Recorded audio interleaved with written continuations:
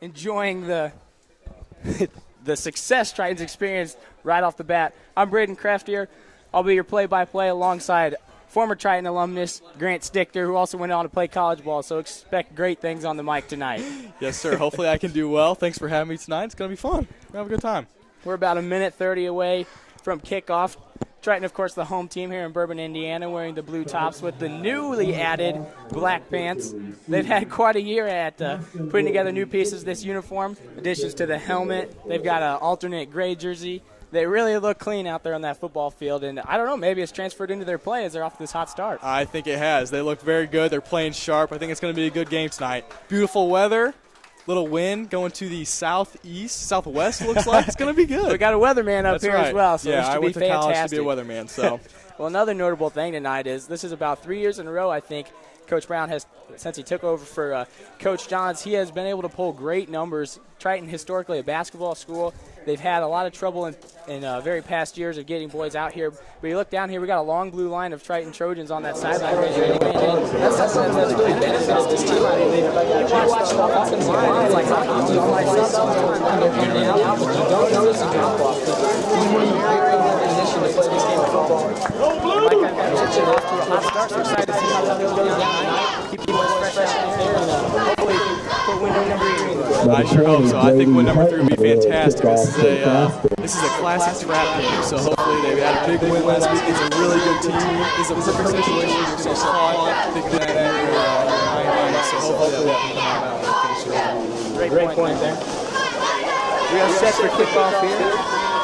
Triton set to receive Twin Caston safeties deep for Triton, number 9, Ty Orson, and number 21, Delano Shepard.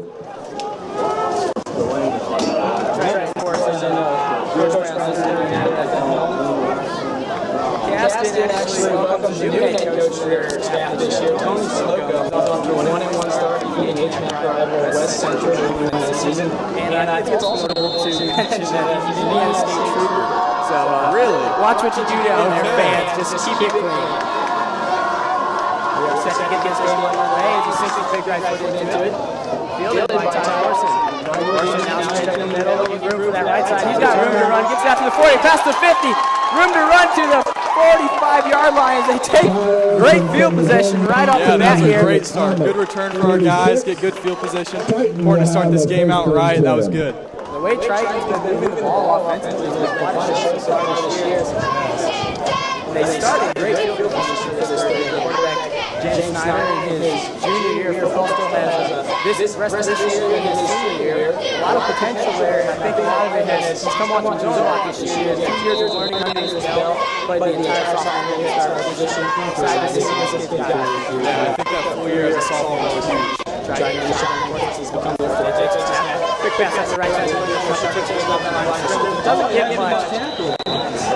He's brought down James Snyder's by pass Colton is Welker, a complete to senior, number standing 6 foot 21, tall. Delano Shepard. Big boy out there playing linebacker. Picks up a couple Gets out to the flats. yards That's to why the run for him. Delano 34, Shepard's got just some speed out inside there. the He's able to corner 35. for a gain of 1, maybe 2. Gain of 1. Doesn't look it'll like be Caston has second very and many 9. football players on the roster here. Yeah, they're going to maybe. They list about 20 players, but it looks like they got about 5 or 6 subs over there. So if we can keep the ball up, then we would imagine 2 teams that center really in this game. Get a shot. Drops back. Nothing there. Good protection. Throws out to his right. Looking downfield. The throw is caught by Ty Orson, I believe, and I think he might have got the first down. Looks like that was Drew Stichter catch there across the middle. My apologies. I just saw the white. That was a good job by Bo Snyder there, extending the play. He rolled out to the right, made a good read across the field. That was good. That offensive line gave an ample time to look back there. I agree. That was nice. It will be a first down. They did move the ball into the, not quite the red zone, 21-yard line. Looks like we're going to go 2-2 again. One running back. Snyder takes the snap. Pressure comes to that left side. This time Ty Orson breaks a tackle, and he's got room to run into the middle of the field as he's spun down by a host of Comets there. He's going to get to around the 10-yard line. Just like we expected, they took great field position, and they've been a quick start football team so far this year, not missing a beat here so far. 12 yards on that pass play. They've taken this one on their very first possession into their deep territory. Now they're in position to score quick, which is obviously what you want to see as you mentioned the trap game and this could become. Yep. Blocking the line of the Trojans. They're split too far right. They know it's a slot back position. Takes the snap. Oh, a fake pass got me even. The play action. Max Fletcher got me, and that was an easy across the middle touchdown. Delano Shumpert. Delano actually had 3 touchdowns just last week as they knocked off a solid Bill Lansing team to start 2-0. And he hasn't missed a beat as he gets the end zone. 9:52 still on the clock in the first quarter. Looks like they're going to run the swinging gate for the extra point here. Let's see what we can do out of this. It's become a staple on the ground area. The last 2-3 years we've implemented this. There's a lot of things about this, but we've seen that right from the beginning. We've consistently seen it, so not much needs to change. We're going to miss one tonight. And he does it again as he makes it 7-0 right down the middle. Never doubted. That kid's got a solid leg, and I tell you, I was sitting down there next to former football player Lane Stevens last week, and he made a great point.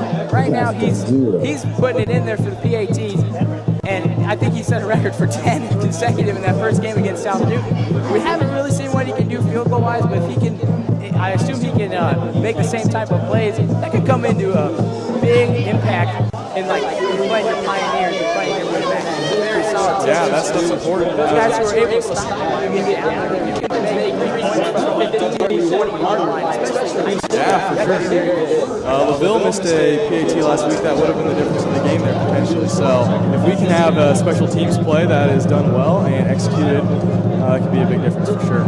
Yeah, it's definitely the little things in football. And they had a quick. Trojans are set to kick off again for the first time, rather.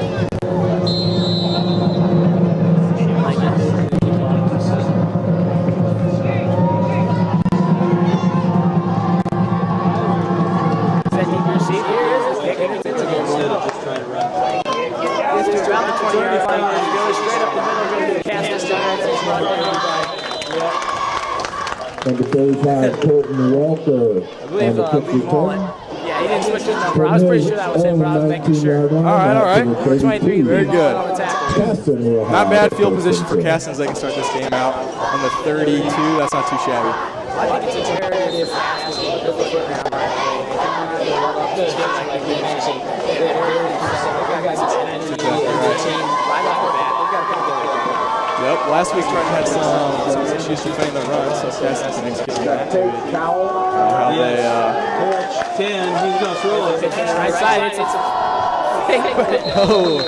I don't know who he was actually targeting there. Yeah, the man underneath, the guy running across the field. But I'm not really sure who the target was. He may have broken up by the Trojans. That was actually the fullback, I believe. Number 40, Casey Cole. I don't know if they're trying to get some trick going straight off the start.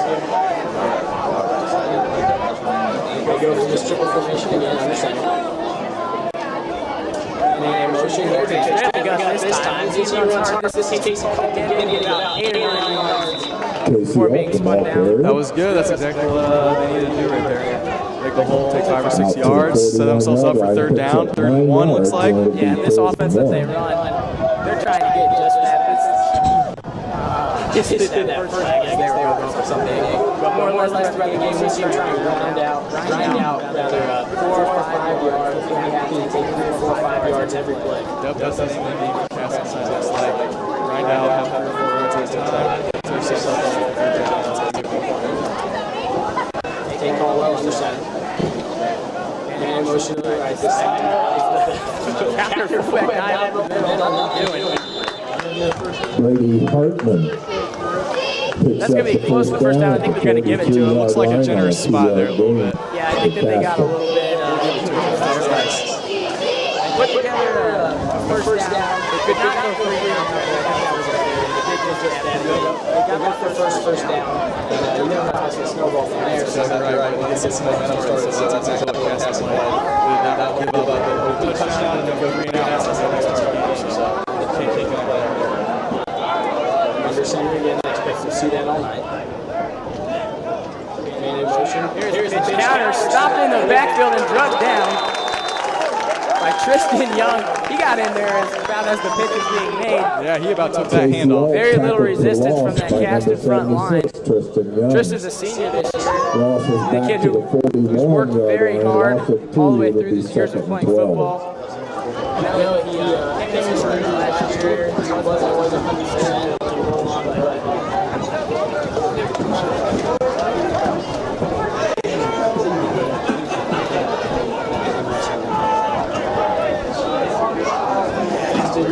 Second out on the left. To the right. Taking it on his own. Stopped by Caden Atkins on this far side, on the near side. Number 7, Tate All mixed up, back and forth, left and right. Near side, rather. Caden Atkins knocks it out. out to the That was a good run there by the 47-yard Caston line. quarterback. Pick up 3rd at and 6 7 will looks be like. 3rd and 6. They got a long way to go here. Wouldn't expect to see anything up full right there so far. Two times on the opening possession. It's like trying to stack up. It's like 3 down, 4 linebackers, 2 safeties tonight. And here is the 3rd down play from Caston. Caldwell takes the snap, pitches to the right, straight up the middle. And that is He's right there again. Blake Albright falling forward near the 1st down. I don't think he got there this time. And that will bring up 4th down and about a yard and a half from about their own 50-yard line. They're a little past the 50, near the 49. Again, that wasn't too bad of a play there. That little quick pitch right up the middle, that wasn't too shabby. Yeah, well, I'm never sure when they do that so far, if that one's going around the end, but he turns, makes a quick, puts his foot in the ground and gets upfield. They have lots of background action, so I think that'll be important that Triton plays on their keys on defense tonight, so you don't want to get mixed up. Definitely going to test the awareness and the preparation of our linebackers. Front line looks good so far. I'm sure that Coach Brown has been on them all week about reading their keys, making sure they're playing solid defense, following the ball. So hopefully we can execute on that. Again, Caston, if they're willing to take some chances, do some of those counters and quick pitches, they might have a good chance of getting to the outside on us. They haven't exactly tried that yet. I know they went with the quarterback sweep around the outside, but nothing doing there. We haven't seen them try to make it to that outside. Timeout taken here.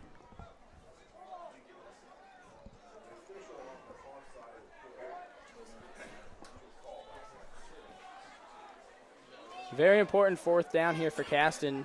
If they turn this over, Triton's again in good field position. Caldwell will take it under center. Looks like Triton's going to stack the box. And that's an obvious false start there. It's probably one of the oldest tricks in the book there. The Brandon old Kisner. give it on 2. Looks like they're going to bring in the punt team. Yeah. There's no way they're going for it now as they got backed up 5 yards. Brandon Kisner actually a senior on that offensive line, one of the leaders at right guard, but he was unable to hold his water.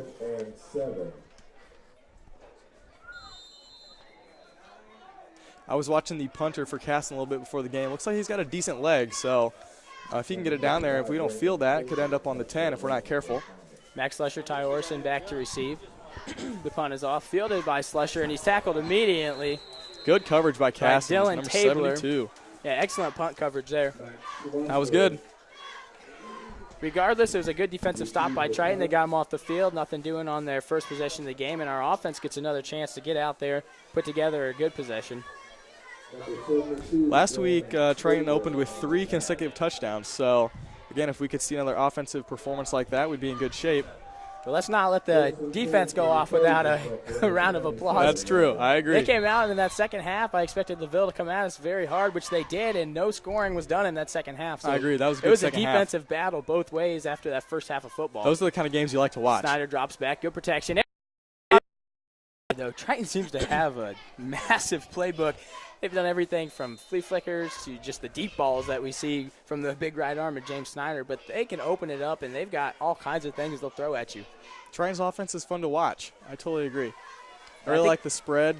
James plays it really well, Yep. and we have a good running back core to complement that. So We've got the complete package this year, it looks like. Under center is Caldwell. Give is through the motion, straight up the middle. Breaks a few tackles, and he's got room to run. Max Slusher, the only man that can catch him as he gets up to the right side to the 30-yard line before Max drags him out of bounds. And that's a big play. Of course, the announcers curse me saying they're going to try and get 3 to 4 yards, and they bust off a big one. I thought they had it bottled up there in the middle. I'm not sure what broke down. Sloppy tackling, perhaps. I don't know. Got to wrap up tonight for sure. Because that's what happens. You just get lost in that pile. He squirts out, and there you go. That was 50 yards. Yeah, well, as many defenders as we have there, Caston's going to have that amount of attackers because they are packing it in, trying to get right up the gut. I think the only one not blocking for him there was the quarterback. I agree. It was good. They moved the ball well there. So, again, that was the same pitch play they tried on 3rd down and got about 6. Under center again from this triple. The counter up the gut again. This time he breaks about 3 tackles. The tackling has been pretty has not looked good so far.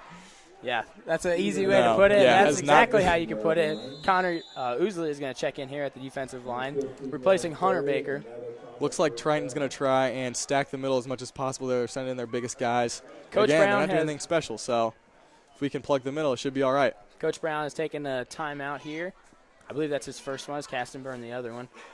And I'm pretty sure I know what he's talking about down there after a couple missed tackles right in the middle on seemingly bottled up plays that squirted away, like you mentioned, got to the 30-yard line, probably a gain of about 40 on that run, and then that one right there busting off for about 10, 15. Yep. And both of those, we had many guys hit the ball carrier, but you got to bring them down.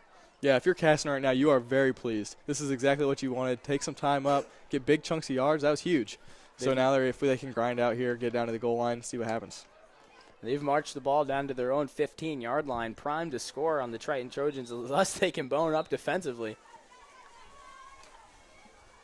Boy, it's a long timeout. I don't even know what's the length of a timeout on the high school level. Not exactly sure. I don't really know either.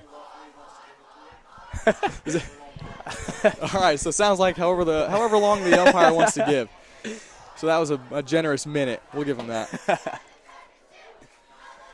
Caston retakes the field here on their own 15-yard line. Under center again is Caldwell. Triton packing it in, brought in some more beef on their defensive line. Long cadence here, takes a snap. Pitch and straight up the middle again on that pitch belly. I'm not exactly sure what to call it. Yeah, it looks like a belly play, but they pitch it off the 3rd guy there, so it's kind of interesting. Whatever Coach Brown put in their air worked on the first play there as they bottled it up, maybe a half a yard. But that's what they're going to keep throwing at you there. You're going to see the same look over and over from Caston tonight. It's just, this is what we're doing, can you stop it type thing. Exactly. So I think that's important for Caston today. Like when that quarterback turns around, you can't see the ball. So it's important for trying to make sure that they're following their keys. So that was big. Obviously, the first 3 or 4 plays, they weren't doing that. So maybe Coach Brown talked it into them. Yeah, and they're going to prime this for the counter at some point during the game. Under center again, Caldwell. Motion coming. Here's the flood pass rolling out against his body. Here comes the pressure from Triton. He's popped and stopped at about the line of scrimmage. I don't know if that stick's going to move at all. Maybe a half yard, if anything. I believe that was Orson flying upfield. Yep. Kind of hard to see those numbers sometimes down there. Orson has really impressed me this year. I thought he had a lot of potential last year as a sophomore, and he did, and he played, and I believe he played very well, and I believe he was the 3rd leading tackler on the team. And this year, I think he's our leading tackler. He's made some great plays. He hits hard for the size that he is. You wouldn't expect it, but he's a great player. Motion moving early on that front line. I think they're going to get Triton looks like they're going to call it on Triton. They're going to get Triton for an encroachment penalty. Someone down in the middle. Make sure we're watching the ball. Could have been either Billy Smith or Connor Ousley. That's going to give them an easy 5 yards, something you definitely don't want to do it anywhere on the football field, of course but not. Definitely not down there in the red zone. No, for sure. So this is kind of setting them up. I don't know if Caston has a kicker or not, but if they run to the right, maybe get stopped somewhere in midfield, they could kick a nice, easy field goal. So you got to think about that too. Under center again is Caldwell. Sets the man in motion. Give is up the middle. He's running hard, and he's waltzed into the end zone. I don't think anyone touched him on that play. Nope, they set us up for the counter, just like you said. That was Brady Hartman, the senior at 5'11". Doesn't look like he runs that tall, but he ran hard through the middle there. And there was a big hole for him there. Caston looked really good on that drive. Our defensive line did not pinch that down very well. But here's our first look at the Caston kicker as he comes out for the PAT. Let's see what he's got. Again, last week, LaVille's kicker had one block that could have been the difference in the game. So, and our kicker also nailed that PAT. So hopefully Caston can keep up here. And with 3 minutes to play left in the first quarter, Caston could tie this ball game up. And the man who just scored the touchdown, Brady Hartman, takes a few steps back to kick this one. And looks a little. And he got it. Good. Tough to tell nice from up there. I thought he it might have is. squeaked it out to the It's right. a hard But he knocked angle it here. through, tie the game up at 7. Yeah, that's right. That was good. Well, I can't tell, but I don't think Brown or the defensive staff is going to be too pleased with that possession No, right I there. cannot imagine that's what they're looking for. I've been down in that situation once or twice, so I know exactly what Not Brown's the going best to tell tunnel you. to be No, in. it's not exactly the best place to be right now. And it's not necessarily just on that touchdown run. No one touched him on that, but when they were at the 40-yard line, the big chunky yards they got on missed tackles, and then 10 more on another missed tackle, and then the encroachment penalty really opened it up that they could throw anything at us. And they went right up the gut, which you think would play into what we've seen. You think that would play into our hands defensively, but they weren't able to pinch it down, and they waltzed in for 7. No, it looked like a really sloppy drive. So Caston set us up really well there with those quick pitches, They break a big one, and then they counter back for that easy touchdown. No one was even close. Caston set to kick this one off. If you're Caston right now, you can't be any more pleased with your performance. This is great. They're coming out. This is exactly what they had to come Triton out had to hot, like avoid. we mentioned, and you're absolutely right. Triton has to put a stop to this. You do not want to give the opposing team any momentum coming into what they're hoping to be an upset week. No, exactly. So Caston's playing with no fear. Like, they have nothing to lose, so they're looking really good today. Jeleno Shumpert, Ty Orson set to receive the kickoff for the Trojans. Here's the kick straight up the middle of the field. Fielded by Shumpert. He'll take off towards the center. Got a big hole to run. He gets to about the 46, 47-yard line. Again, right up the middle there. Nice big hole, so he did well. You know, it's really kind of underrated, but kickoff return, they're tough spots to play. I mean, it's not a given, and that's a great pickup of yards right there. And Delano's got quite a quick first step. Delano is a quick kid. He has been phenomenal for us this year. I would think he's our leading scorer. I don't know for sure. Well, I put up all 3 of our touchdowns in the LaVille game. Yeah, we're not Colin Coward up here. No, check on that. James Snyder from the shotgun position. 2 tailbacks behind him. The give straight up the middle. No, he fakes it again. Bounced off the hands of Drew Stichter. Had him wide open in the middle of the field. And lucky not to have that one picked off. Yeah, he was. You got to bring that in. That hit you right in the hands. Almost taped it right to the safety there. That would have been big for Caston. Yeah, turnovers are something you definitely want to avoid when you come into a game favored to win. I mean, that's a crucial mistake in a football game. Yeah, got for away sure. with one there. Yeah, it doesn't matter if you're favored or not. You're not going to win football games if you keep giving it back to their team. So it's important for us to keep care of the ball, as well as Caston. They don't throw the ball a lot, but they got some fumble issues maybe. That could be big. Triton will throw the same look at him here with the 2 tailbacks. Low snap. Steps back. Pressure coming this time. Scrolls out to his right. Throws it down the field, intended for Shumpert, and he's got this one. Nice move. Makes a move on a defender, gets to the middle of the field, Gotta spins hold a on to the couple ball. times, and now finally brought down at the 19-yard line. Great job. He corrected his mistake from losing the ball in the air from earlier. Yep. Came back for that one. And was able to avoid 2 or 3 defenders. Yeah, that was big. Bo, again, extending the play with his feet. He's got good pocket presence. So they had Caston brought the blitz to Triton's left side, so they couldn't pick that guy up. He rolls out to the right, keeps his eyes downfield, again, which is huge, makes a big play for sure. And then, of course, Delano's just an athlete, so that was great. Triton's offense has been kind of big play based, unfortunately. So yeah, it's kind of the Bruce Arians style offense. Go big or go home. That's right. We can put up some big numbers, or so far it's working. Hey, caught that's a by touchdown, Drew Stichter. Drew Stichter. Hey, there you go. Keep it in the family. Waltzes into the end zone to give Triton the lead back, 13-7. That was big. Made up for his mistake there at midfield, dropping that easy pass. So he's back on good graces with the quarterback. Maybe they'll throw another one at him. Swinging gate formation again. Triton moves it over to give Lanker the opportunity to knock another one through.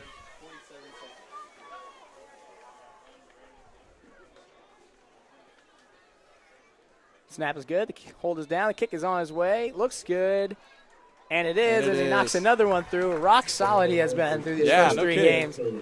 Is he, looks like he's, okay, so he's only a junior. So what's the all-time Triton scoring record, you know? Kickers can hold that.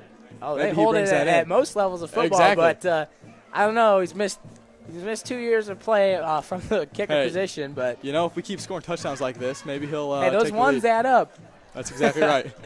But I do think at some point during this year he could come up very crucial in a big game type situation. That's right.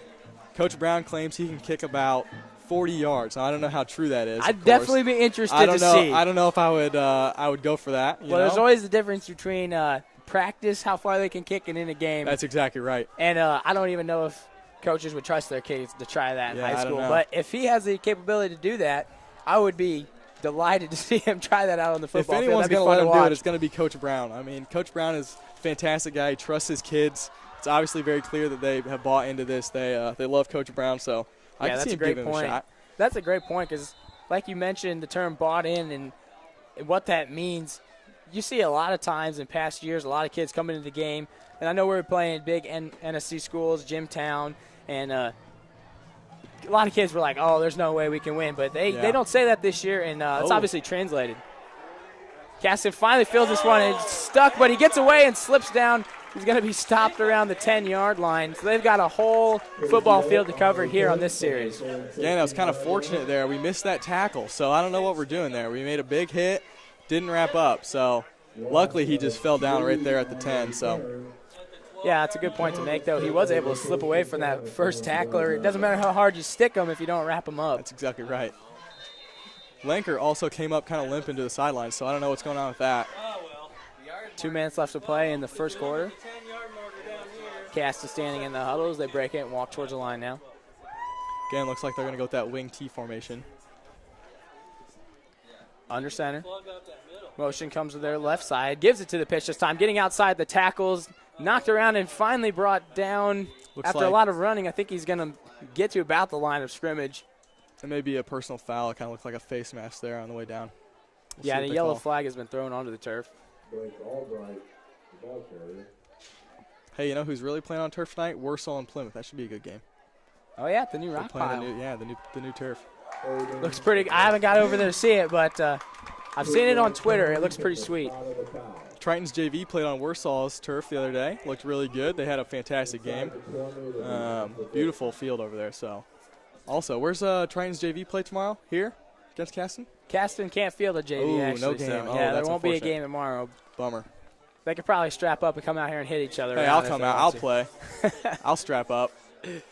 Well, whatever the call was, I missed the signal from the ref, but they've backed Caston up 5 yards, and they're going to replay first down. Must have been a legal formation, maybe.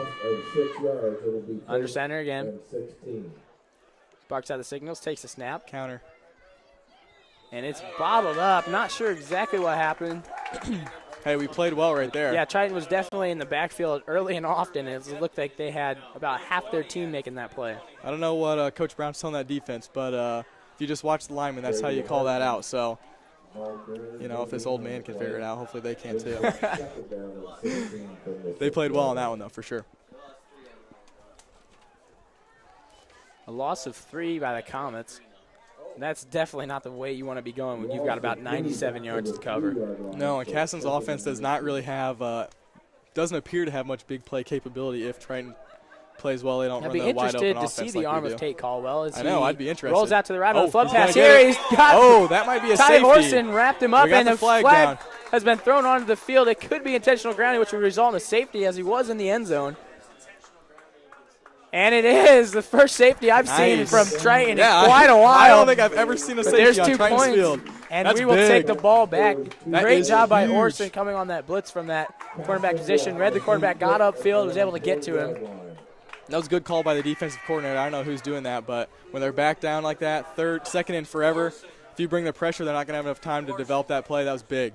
Yeah, we were just mentioning how Ty Orson has improved so much off a solid year last year.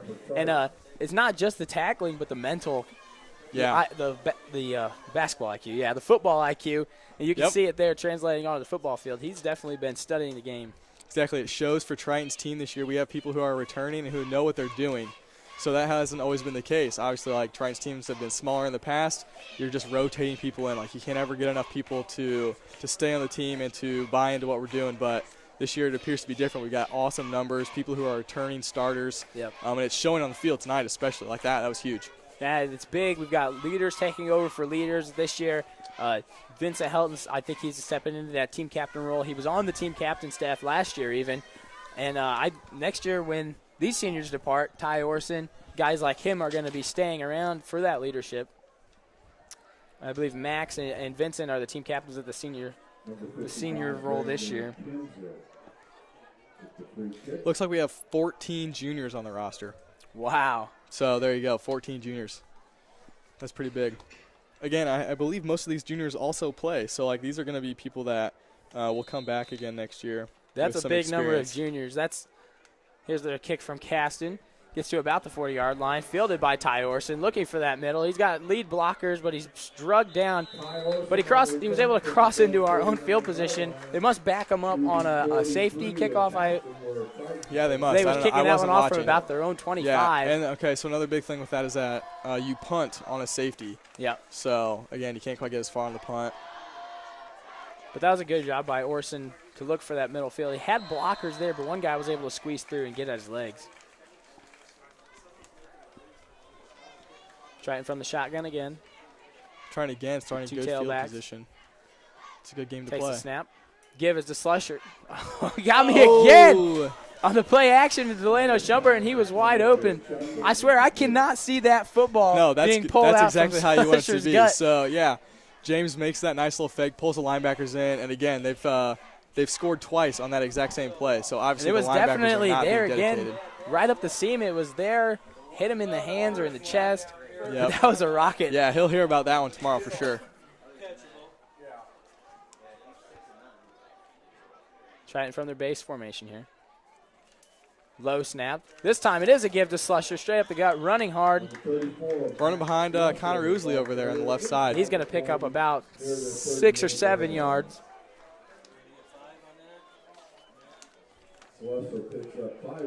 Five-yard gain. Again, what you said earlier, Max likes to run with his head down. He makes good hard cuts, and he hits the hole. That was big. Yeah, he hardly ever gets negative yards, and I don't want to jinx that or anything. Yeah, of course not, no. But the kid runs very hard. Here's the snap. Pulls it out this time. Throws to Drew, and it's overthrown. Intended for Drew Stichter. Looked like a little bit of a breakdown there. Maybe James was expecting an out route. Drew I think there was a miscommunication there. Might have been something going on there. That didn't look like a clean play. But I don't think Caston's played an offense of this style yet, because even on these missed passes, the drop ball and that missed pass, they were wide open. The plays are there. Yeah. They'll start catching those balls, though, as the year goes on, as this game goes on, and those could have resulted in big plays. They're going for it here on 4th and about 5. Going from this even formation from the shotgun. Takes a snap. 3-step drop. Fires for Orson over his head. And he had him again on that post route coming across the middle. Yeah, he did. So we went even there. We had a post and an out, so you kind of read that corner, see where he goes. James had the right play, had the right read. He just didn't quite execute on that pass. That was a little bit of a different look from the shotgun as they spread it out a little bit more there. They went even on the left and the right side with the slot back and the wide receiver. Yep. So, again, even if we miss that 4th down, we don't convert, but we have such good field position here, even that's kind of like a no-man's zone. So you can kind of punt it farther than it's worth. Yeah, we had liberty to kind of open up our playbook there on 4th. Understanding here again is Caldwell. Pitches it to the left side, running hard. Breaks a tackle and is tripped up at about the 45-yard line. James Snyder came down from the free safety position to make that play. That's a junior, Blake Albright. He's got a lot of touches tonight, as well as Brady Hartman. I can assume those are their 2 runners as we come to a close at the end of the first quarter here. 16-7 in favor of your hometown Trojans. A pretty good first quarter. That was good. Yeah, good for both teams. There's a lot of loose ends to tie up out there. The tackling, the drop balls, missed passes. It wasn't a firing on all cylinders type first quarter, but it was a solid first quarter of football. Anytime you come out of there with a lead is good, and we have a 9-point lead. Check my math. Been a while. 9-point lead going into the second quarter. I agree. If you're Triton, you're focused on your defense here. You definitely need to button down, make sure that you're reading your keys, that you're attacking hard on the run. If you're Caston, you're in a good position. Like, you're adjusting to that spread offense that Triton runs. You haven't seen that much, so continue to adjust. Make sure you're widening out. You're seeing your reads there. Their offense is clicking. Caston's offense looks good because Triton's not executing on defense. So Caston's in good shape. And I would expect as this game goes on, as we mentioned, Caston has about probably six subs. You would think fatigue's going to set in. Second quarter, you might start to see a hint of it. Then look at the halftime. But at some point in this game, they're going to wear down. They're going to have to dig very deep already in a 9-point hole coming out of the first quarter. And I know that Triton, we have lots of people on the sidelines, but our skill positions are pretty set. We don't rotate much on the skill position side. We rotate linemen, so that our best bet is to rotate on the defensive line. Make sure that our guys who are playing both offense and defensive line are fresh. Caston gets ready to run their offense from around the Triton 44-yard line. Here's the motion, the counter, and the give straight up the middle, bottled up by a host of Trojans. I think Hunter Baker was the first one there, wrapped him up and held him up for the rest of his squad. Great play defensively. That was good, yep. Started out right. That's exactly what they wanted to do. Caston's going to have a third down here. Third down and about 6. They've got it looks like a long third down, though, especially when it's like a long 6, yeah. Especially when they've been getting bottled up at the line of scrimmage. They had a little bit of success going to the outside, but on the last series they got bottled up on the singular time that they tried it. I would expect maybe a flood pass. He can obviously roll to the right. That's his dominant hand. Roll to the right. Maybe one of those They rolled quick him out belly opposite pitches. the last time that we saw him actually throw a ball. There's some interest to see what kind of arm he has. So, yeah, that quick belly pitch to the right. Looks like he's bottled up right at the line. No go for that first down. Triton held strong. That was good. Casey Alt on the carry as they tried to pitch it to the outside. They read my mind.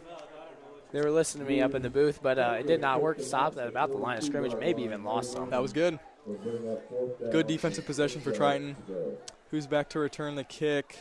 Max Slusher and Ty Orson, looks like. Yeah, and Caston's style offense doesn't look extremely dynamic because it's not necessarily, but when you get a lot of bellies coming at you, dives right up the middle, when they pitch it out to the outside, our outside linebackers have to be very aware to know that that could be coming and to look for that counter later in the game as well. Look, that's smash mouth football, and if they do it well, like, it's effective. The punt is fielded by Ty Orson on a one-hop, looking to get to that right side. Little dicey. Got some room to run, gets to about the 50-yard line, drugged Nice down job. by the Comets. That was good. It was a very good return. Gavin Hickle on the stop. But Triton, again, great field position. They have yet to pin us super deep on either side of the field. No, I agree. Triton's winning the field position battle for sure, which is going to be big. That caused that safety. Obviously, you pin him down there. Pull a safety off. That was big. Actually get it a little bit into our own side of the field at about the 49-yard line.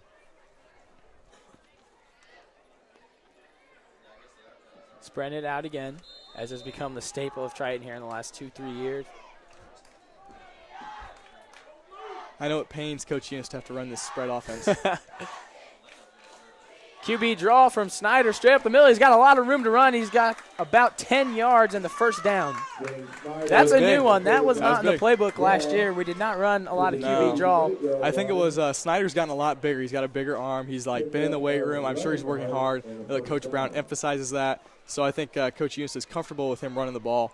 Now, he's a tough kid as well. If you see him move back into that linebacker position, he's got a nose for the ball defensively too. And he does. He hits hard, and he's not scared to run the football, which is great to see from your quarterback. Yeah, and he made 2 tackles on the last defensive drive, so obviously he's not scared of contact. And making this impact on both sides of the football Call field. him Tim Tebow. Here's the give to Slusher, running hard. Oh, nice tackle. Stop by about 2. Yeah, that was a perfect tackle. Casey Alt again, man. He's all over the field, offense and defense. Slusher had a nice little hold there, but it was closed down by Casey coming from that linebacker position. Looks like Caston's rotating in one of their linemen. They're probably thinking the same thing Triton is. If they can rotate on the defensive line, they can stay fresh on offense. Sam Duvall comes in to take over on that defensive tackle spot. A big kid standing at 6'2", weighing in at 260, and I think that's a little low, to be honest with you. It may be. From the shotgun to Snyder again. Takes the snap, fakes it to Slusher. Toss across the middle, and another drop pass by Shumpert. Another drop by Delano. Got a flag, though. I don't know what that is. He's a very talented football player. Sometimes it's tough to see the ball. He's had 2 of those now. We've seen what he can do. Giving him the benefit of the doubt there on the being able to see the ball. Well, we've definitely seen what he can do. We'll call it out, though. Yeah, getting for one sure. into the end zone For tonight, sure. 3 last week. And I think at some point this season he's going to round into form, be a very solid He is a very wideout talented for us. athlete, for sure. He's just a playmaker. Even last year he was making plays. Yeah, he was on the field a lot As last what, as a year, sophomore? even as a sophomore. Yeah. I would imagine he's one of the faster kids on the field, too. He's very, very quick. I think he runs like a 4.7, 40 hours in his weight class, something around there. Oh, okay. He So just edged out my 5'2". Okay, yeah, I believe it. If I was lucky, I used to be able to round my like 5 whatever to a 4.9. Coach Eunice gets a little happy on the He gets trigger. happy on the maybe stops trigger. me Yeah, on I a 4.9. get a 4.9 on my good days. You know, running on the turf makes you faster, so Yeah, we were I on got the track. faster when I went to AU. Timeout taken, I think, by the Trojans. I don't know. I wasn't watching. Yeah. That's poor commentating right there for sure. Well, we got cameras and we got window frames on Yeah, our I way. agree. If you guys could see from our point of view, you know, we're working hard to bring you guys the game tonight. I don't want to toot my own horn or anything, but They do a fantastic job, Greg. Your Thanks. first No, time, you're doing great. first rodeo.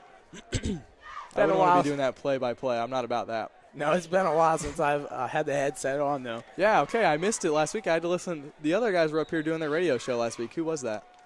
I don't know. I have no I was idea. unaware that was going on, I but don't know. I was watching the YouTube live stream and listening to the radio at the same time. So that was I like good stuff. I have to do that when Dan Dockage announces IU. Turn on Don Fisher on the radio. No. Yeah, there is no monetary compensation for us up here. There's We not. get- Hey, free waters. We get pizza. Pizza at halftime. Gotta talk to the AD about that. Maybe we can bring some candy up here. Your tax dollars are not at work up here. No, No, do not they are fear. We would get a lot more quality if this was paid. Hey, I think we have pretty Snyder good with quality. the throw here. Hey, nice snag. I think Drew was able to pick that up before it hit the. Yep, they're calling it a catch. Great job going to his knees there and trapping that one against Number his body. 79, Caston, calling that one incomplete, but I don't think that's how that works. Yeah, you're not wearing the stripes there, buddy. No, not quite. Yeah, great catch by Drew Stichter there, dropping underneath that one. Stichter's a talented wideout as well. Hey, you know, I'm slow to give compliments on that. If you're unfamiliar, Drew, of course, is Grant's brother. Triton from the even spread. Lee Mullet is the tailback to the left. Yep, we're split 2-2. Snyder takes the snap, a low snap. Looking for Nice the little QB draw in play. the holes there again. Running hard, knocked around, and he got close to the first down. Again, Snyder just taking it to the hole there. He's doing good. Got out to about the 15-yard line.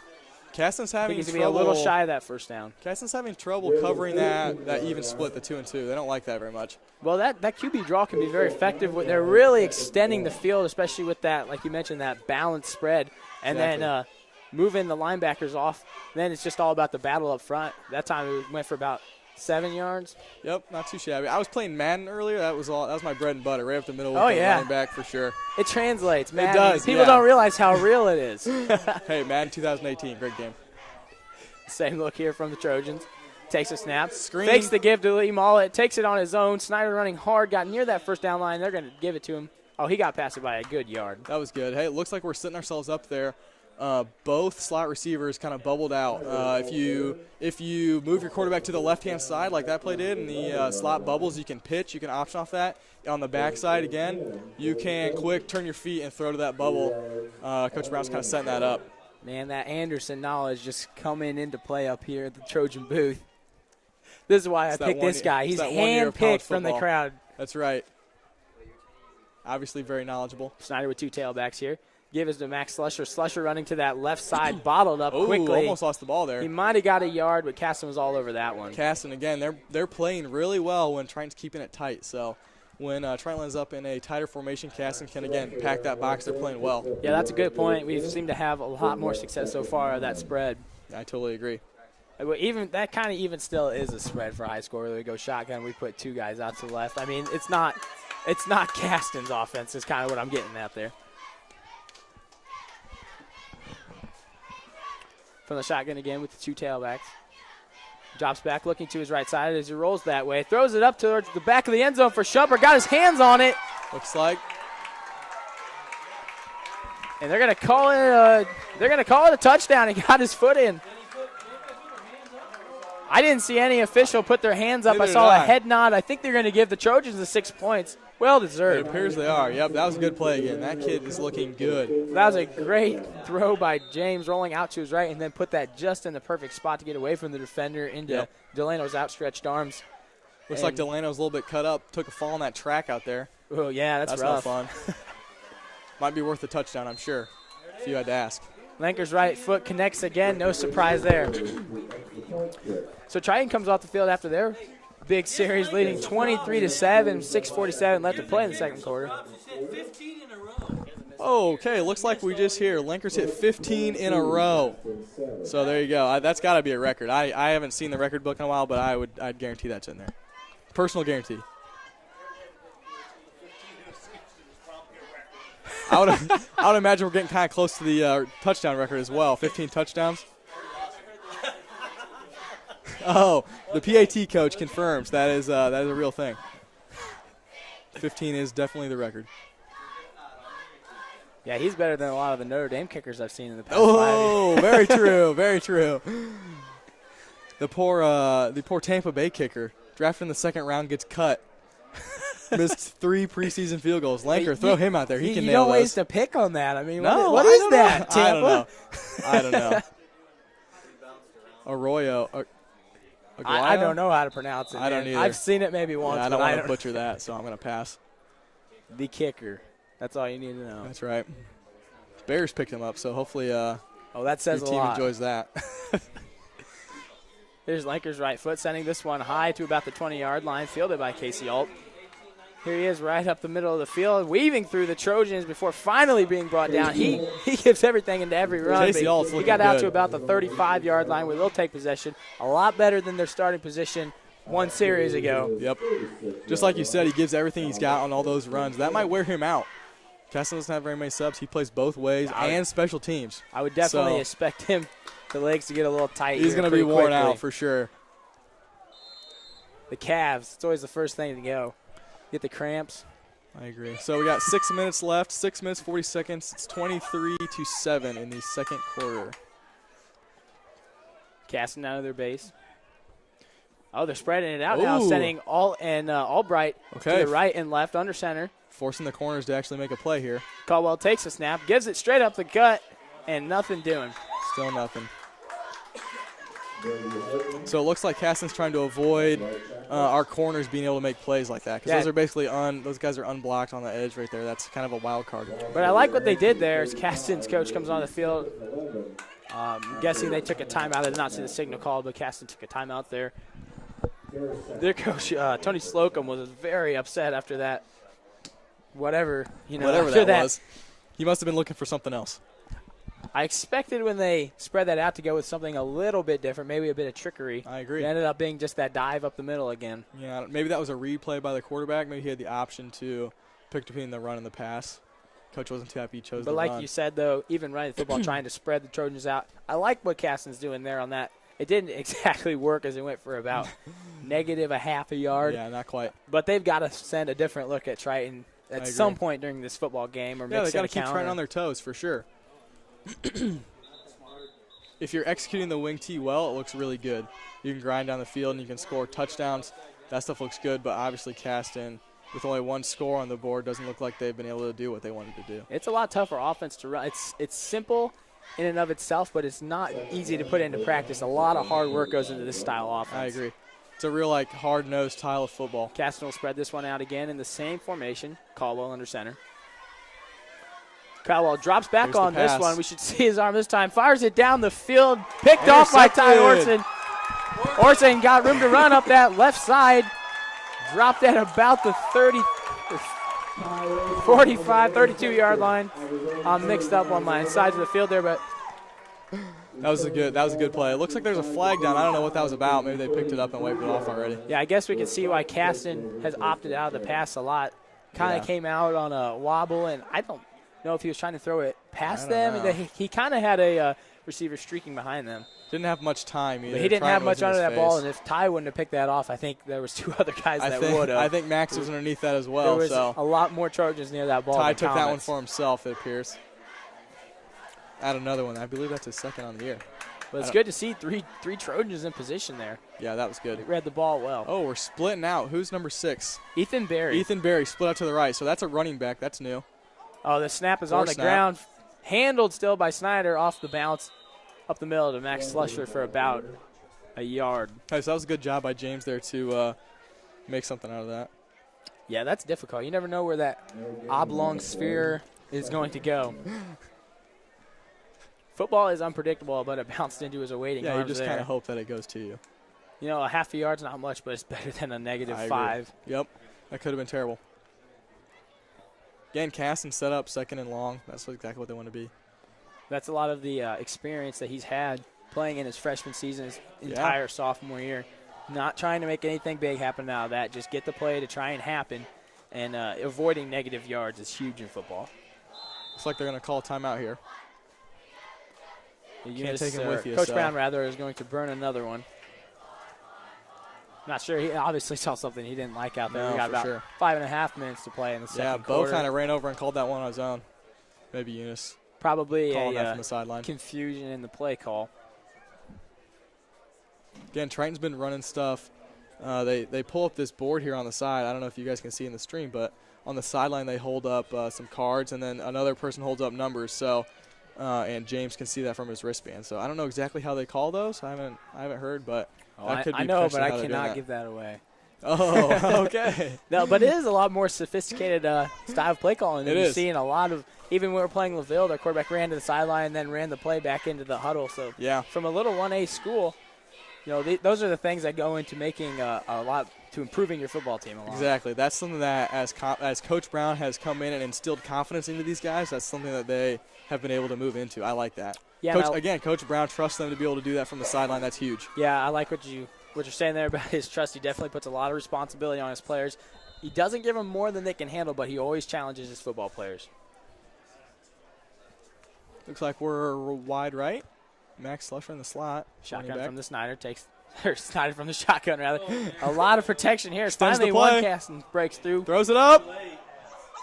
Oh, Comes away with nothing. Maybe fortunate there. That could have been picked Yeah, off. I agree. Bo's been he's been known to throw those things up. Eunice not happy on the sideline. Not sure what's going on with that. Maybe he wanted it thrown out a little bit earlier, I would imagine. I think he's probably just more disappointed in the choice to throw that into double coverage from his junior quarterback. But Maybe. But it's tough to see the field down there. He has good field vision. I'll give him that.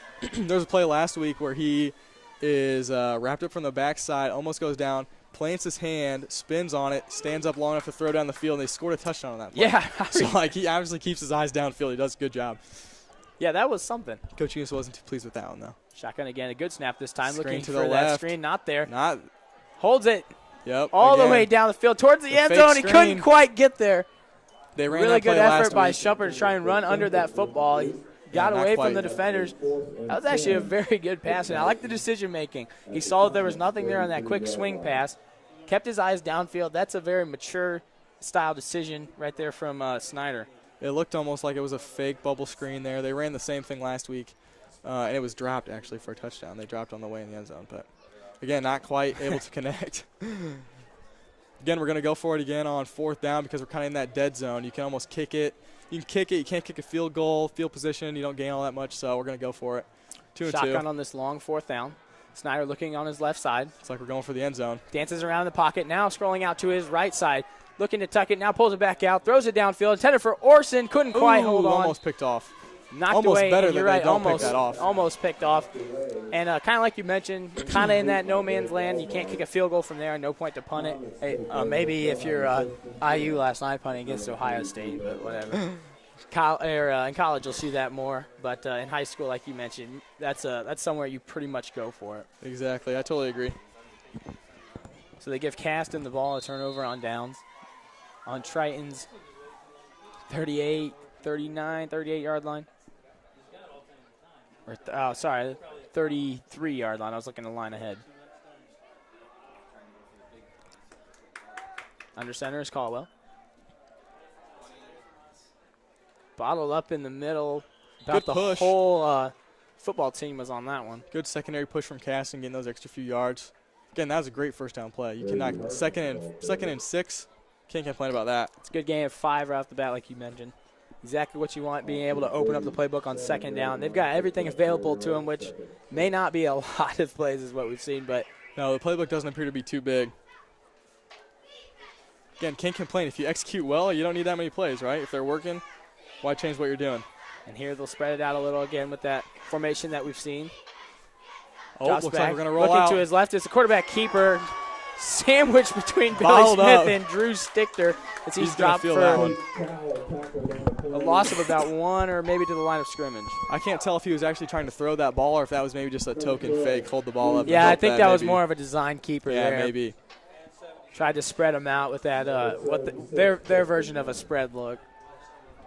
Number 75, Billy Smith. So 3rd and 5 appears to be the 37. Billy Smith, another junior who's very notably made big strides this year. Yeah, he Watching has. him against LaVille last year, he was in that backfield terrorizing their running backs and quarterback last week against our HNAC rival He LaVille. was. Looks like they're going to try to Under center long again. snap here. Motion coming to the right. Quick pitch to Alt. Gets all the way to the right. Breaks a tackle in the Oh, open field. He trips over shoestring that tackle. final hand of Max Slusher, Max it Slusher, appears. our safety. Nice tackle by Max. That saves a touchdown for sure. That belly pitch has been good all night. And again, That's been their bread and butter. just like we've mentioned, the kid runs really hard. He could have given up for maybe a gain of 3 and go to a 4th down, maybe able to get it. But they kept his feet churning. He got into open field, a lot of room to run. That kid's impressive. He's a very good athlete. I like how he runs. Good job. Caldwell, the belly pitch straight up the middle. Nothing going on that one. Stuffed by all of Triton's front line. Blake Albright was out there. And that was Albright on the carry there for a gain of 0.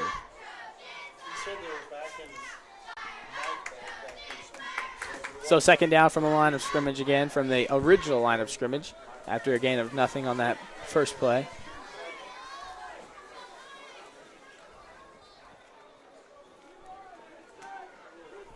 Second and 10. Back to their base formation. Under center. Motion is Alt. Give is to Alt. Up the right side. Running hard. Falls Belly forward pitch. for a gain of about 7. Again, looking really good on that. Triton doesn't have any answer for that. I don't know what they're going to do. Going to have to adjust at halftime here. Triton 45-yard If you're line. you're trying to hold the last 2 minutes and 30 seconds here. Yeah, you do not want to give up a score going to halftime. Don't No, let you any don't. momentum be developed by the Comets. Nope, you do not want them to go into halftime feeling like they're on top of it. So, again, you got to have a big stand here on 3rd down. I would imagine even if they don't get this 3rd down, they'd go for on 4th. Under center. Takes a snap. Give is to Alt. Looking up that left middle. Bottled up by the Trojans and Nothing finally going. drugged down. No gain on the play. 76. Tristan Young. Tristan Young. Senior Yeah, there you Tristan go. Young, a leader on that Yeah, defensive you know side. these numbers a little bit better than I do. Yeah, he's a very strong kid as well. He's got that farm strength, Coach Eaters told me in the weight room. He's got that farmer strength. Yeah, Coach Enos knows what he's talking about. All right, timeout Caston. Caston needs to get this 4th down converted if they want to get some momentum going into halftime. This is a big, big down. So they take the timeout to talk it over. We got about 4 yards to go here, 3-4 yards to go. I would expect to see probably more of the same. They've been giving it to Alt, trying to, on this series anyway. They've been giving it to Alt, trying to get him kind of outside the guards, in between the tackle, maybe the tackle tight end. They haven't completely gone outside the tackle, and a lot of it's looked like kind of, make your own from Alt. Yeah, I don't think they've gone outside the tackles, designed outside the tackles all night. Yeah, They've kept it between the tackles. they've of that kept wing it in, tee. trying to pack it in. And like you mentioned, halftime adjustments by Triton, I don't think there's going to be many. They're running the right style defense, are. I think, to stop this. But a lot of it's like we've been mentioning, wrapping up, finishing your tackles, driving through the player. Yep. And I'm sure that'll be addressed at halftime. I'm sure it will. I think Triton's looked good on the defensive side. If we could just wrap up, like that 50-yarder they had early in the first quarter, that was just because Triton's not wrapped up. He busts out of that pile. Again, Here we he's just go an athlete. on this big 4th down, Caston from their base. Under center. takes a snap. The give is to Alt straight up the middle, and I think he's going to get that first down. A great push by that front line of Caston. Yeah, Caston's offensive line did a great job there. They just blew up what we had going. Well, that dive play has been able to pick up chunks of yards at a time during this game. They really, really needed it there, and they got it. That front line doing all the work on that play. All he had to do was follow him. I agree. If you're Triton right here, you got to have a big stop. This is a big drive. Caldwell takes the snap, pitches to Alt. Alt getting to the right side, some room to run, falls forward for a gain of about 5. Alt's pretty much turned into their workhorse. I haven't seen Albright take the football. They're seemingly their secondary running back. I haven't seen him take a handoff in quite a while. It's certainly not on this series. It's been the Alt show. And he's definitely a big boy. Casey Alt standing. I guess he looks bigger on the field than he's listed. Does 5'11", 182 on the sheet. Runs harder than that for sure. Alt in motion. Just gonna feed him Swings the ball. it to him. He's looking downfield, drops it underneath the awaiting arm of, I believe that was Albright. Not exactly what they were looking there. This little running back toss. I don't know if he was really tall enough to see over that big defensive line from He was Triton. rushed. He looked rushed the entire play. Hunter Baker and Billy Smith for the Trojans bottling up, or holding down that inside line. There's a couple big kids, tough to see over for a 5'11" court. Even if you're casting there, I don't know what you gain from that. You stop the clock, I guess, but even if he catches that ball, he gets 1 or 2 yards and he's going to get wrapped up. Yeah, it's kind of Maybe interesting that keep they him went honest. away from the run as it seemed to be starting to work. Ooh, we and got a lot of start. motion down there before the snap. I can assume that this is going to be a false start penalty on Caston, and it is the last thing that they wanted here with 50 seconds left to play, trying to punch one in. Those are drive killers. That was. They've got a third and a fourth down to still try and make something happen. That hurts a lot, taking them back 5 yards. Now we're going to see what Caston has in their playbook and what they're willing to pull out right here. This is huge. So if you can score before halftime, that's big. Make it one score again. Under center is Caldwell. Nice little dive. The belly again. Fourth down. Looks Pretty like good they're gonna job by have the to go front line pretty from the quick here. Trojans. Only going to take it. Caston hurries up to the line. 30 That's seconds pretty left to quick. play in the second quarter. I'd look for a pass here. Alt in motion. The give is to Alt. Ooh, Counter to reverse. Blair Albright. Tripped up by Lee Mauler, the outside linebacker in the backfield. A great Nice job work. from Triton. That's exactly what they needed. Yes, like we exactly. mentioned, that false start really killing the drive. Had to back them up, and then they had to shrink their playbook, try and get forward. And that counter, or the reverse kind of, I don't know what you would call it. It's so tight down there. No, yeah, that was a reverse for sure. But that's they're looking to definitely- kind of get around the outside, right? You bring the defense one way, you slip it back the other way. Your quarterback's your lead blocker, but again, just slipping on the turf out there. I don't know. I've seen that a couple times, so maybe Caston. I think Mullet got to his shoes as well.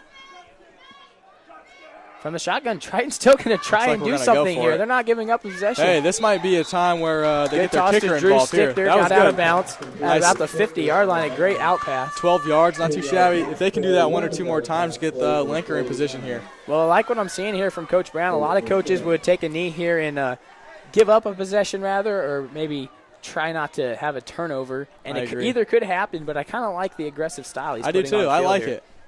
If you have a chance, go Going for from it. Why the even not? spread again from the shotgun. I think Snyder you're takes the trusting. snap. Swings it out to the right side. Stichter again, and he did not quite get his feet in bounds, so the ref's going to call him out. All right. It was definitely close. He tried to tippy-toe to get him down. He clearly does not agree with the call Hey, definitely not. Ref shows him how much he was out right there. So, by about an inch. It yeah, making sure that the ref shows who's boss. was a good effort by Drew. Again, a good out pass by Snyder, trying to Yeah. get that one all the way to the sideline. Yeah, that deep out that Snyder hits, that's big for sure. Snyder's got an arm. From the even spread again. Snyder with the snap. Takes his drop, looking left side, intending for Delano Shumper. The catch is All made. right, Shoots so- one guy, gets into the open field to about the 35, to the 30, spun down at about the 28-yard line into their own territory. All right, hey, looks like we're going to have a chance to see the kicker if he wants it. Well, they engineered a pretty good drive there, trying to keep the clock usage down. They've Doesn't got look like Coach Eunice is very happy about that one. We needed to. Yeah, they wanted to get him out of We bounds. wanted for to sure. get out of bounds there. He made the play, but we wanted to get out of bounds. Yeah, 0.7 And seconds we didn't. here. We weren't and ready. The clock ran out on the Trojans as they got up to the line, not in time to. Yeah, I don't know about that. I don't think anyone was very pleased with that. Fun play to watch, but that wasn't exactly what they wanted. Well, it wasn't an extremely dynamite first half for the Trojans, but regardless, they come away with the 23-7 lead at the half. What are your takeaways from that first half, Grant? What did the Trojans do best? What did they do best? They had big plays. Again, with Delano Shumpert, he's an athlete, so they had a good first drive. But other than that, like, they were trying to hit big plays. They didn't look very clean. So their defense was sloppy, but they came away with the lead. So, again. Yeah, I think that kind of speaks as a testament to how hard these boys have worked and how much they've improved as we're up here talking about how they played a sloppy first half. And we're still not up that great by 2 drop balls, touchdowns. and we go in with a 2-score lead to halftime. I like nothing really happened on that final possession, but I really, really like the way Coach Brown is saying, hey, man, we're not giving up anytime. We have the football. It's our turn to try and score. I think Coach Brown's been waiting to do this for years. So if he's going to have the opportunity to score, he's going to put up points on the board. So good stuff from the Trojans in the first half. They put together a pretty good defense, some missed tackles. Casey Alt's been a workhorse for the comments out there. He's handled the majority of the carries and done pretty well.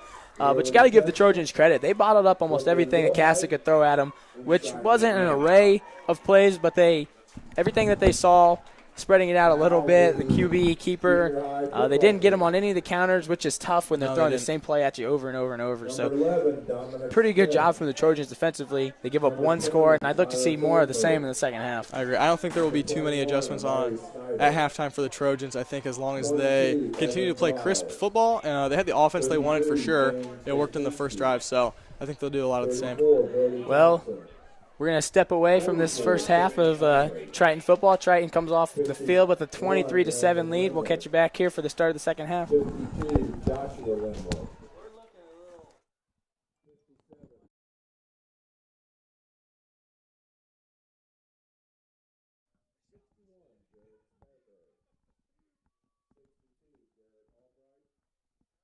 '63, Ethan Howell. 65, Ethan Smith. 66, Isaiah Haynes.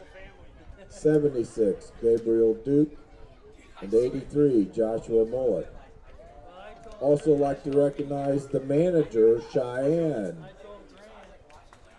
Coaches are Jim Snyder Jr., Jim Snyder Sr., and Ray West.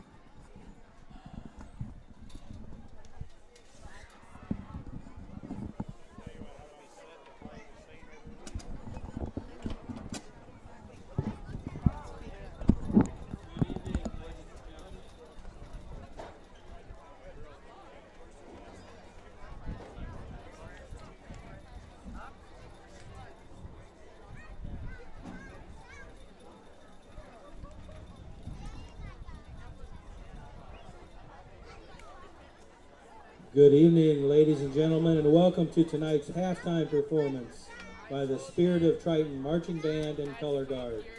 The band is under the direction of David Seal. The staff includes percussion, Ben Mulett, color guard, Andrew Cora, music, Ben Essett, and visual, Matt Wise. This year's marching show is entitled The Maze. Drum Major Montana Gold, is the Spirit of Triton Marching Band ready?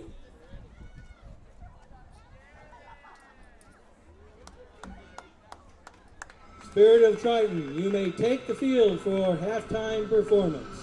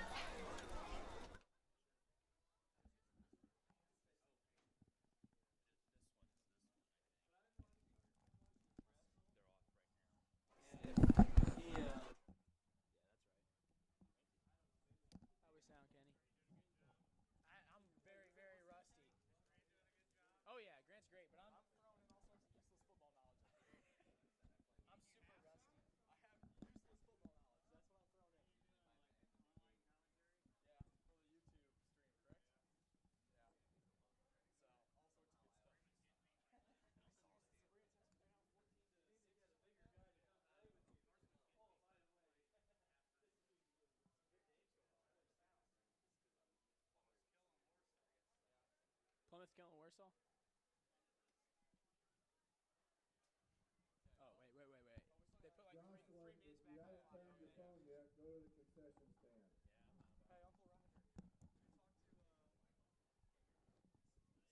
He's looking really limber out there in the field. He must be really finding that yoga thing Coach Brown's running. We should, dude. Coach Brown's been running team yogas on Friday. That's what we should say. I kind of like the Nationals for this style of play, but they take a yoga. That could be much worse. He was so smooth. Professional. Both Cole and Nate want us to work in alumni shout-outs. Oh, really? Yeah, I'm gonna. Are they watching? Yeah. Oh, we'll do it. I'm getting blown up. For sure. You're like, Nate Spangler, you probably don't remember him. He was a 4-year bench warmer. We got to do it. Is Nate playing this year? He's transitioning. He takes 1 day off practice a week to run social media. So he's transitioning into like not, he's JV. Well, you guys should give shout I think outs that's to cool. the Triton alumni who were playing football in college. Just those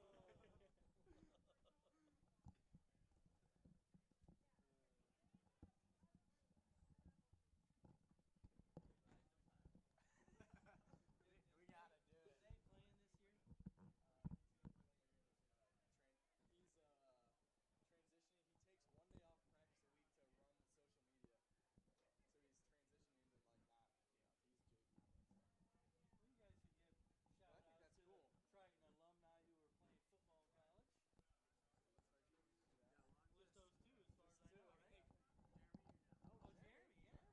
Oh, is DePaul? They came down to those 2 schools, though, I think. UIndy and DePaul. I think he went there because there was familiarity. Yeah, and the scene is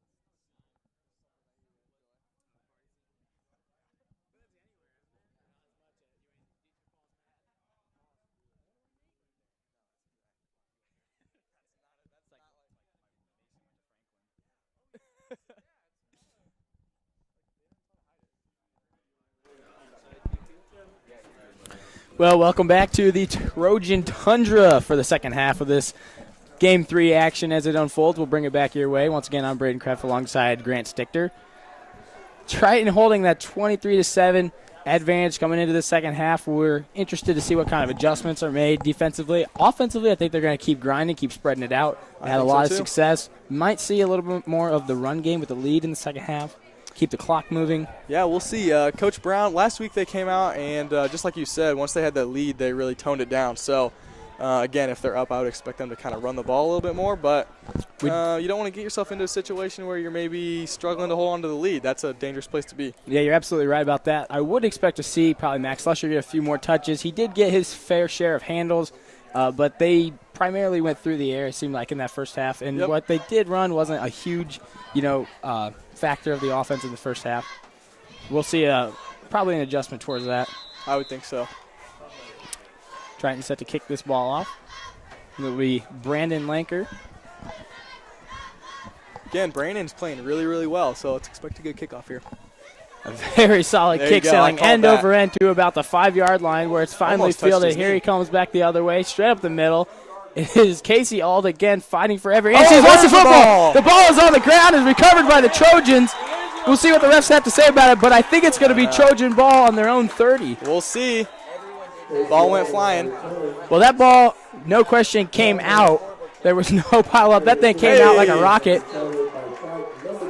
Yep, All right, looks like we're going to give him the ball. Wow, big what play. A way to start the second half. Big play. looking like it could be decent field position from about the 30 for Caston, and that ball came squirting out like it had grease all over it. Yeah, no kidding. He's come out. He looks tired already, man. Poor guy. Well, that's the first Really misstep we've really obviously. seen from Casey Alt. Like we mentioned, he was really the entire offense for Caston in the first half. Yeah, he was. He played really well in the first half, so I would assume that he would make up for himself really well here.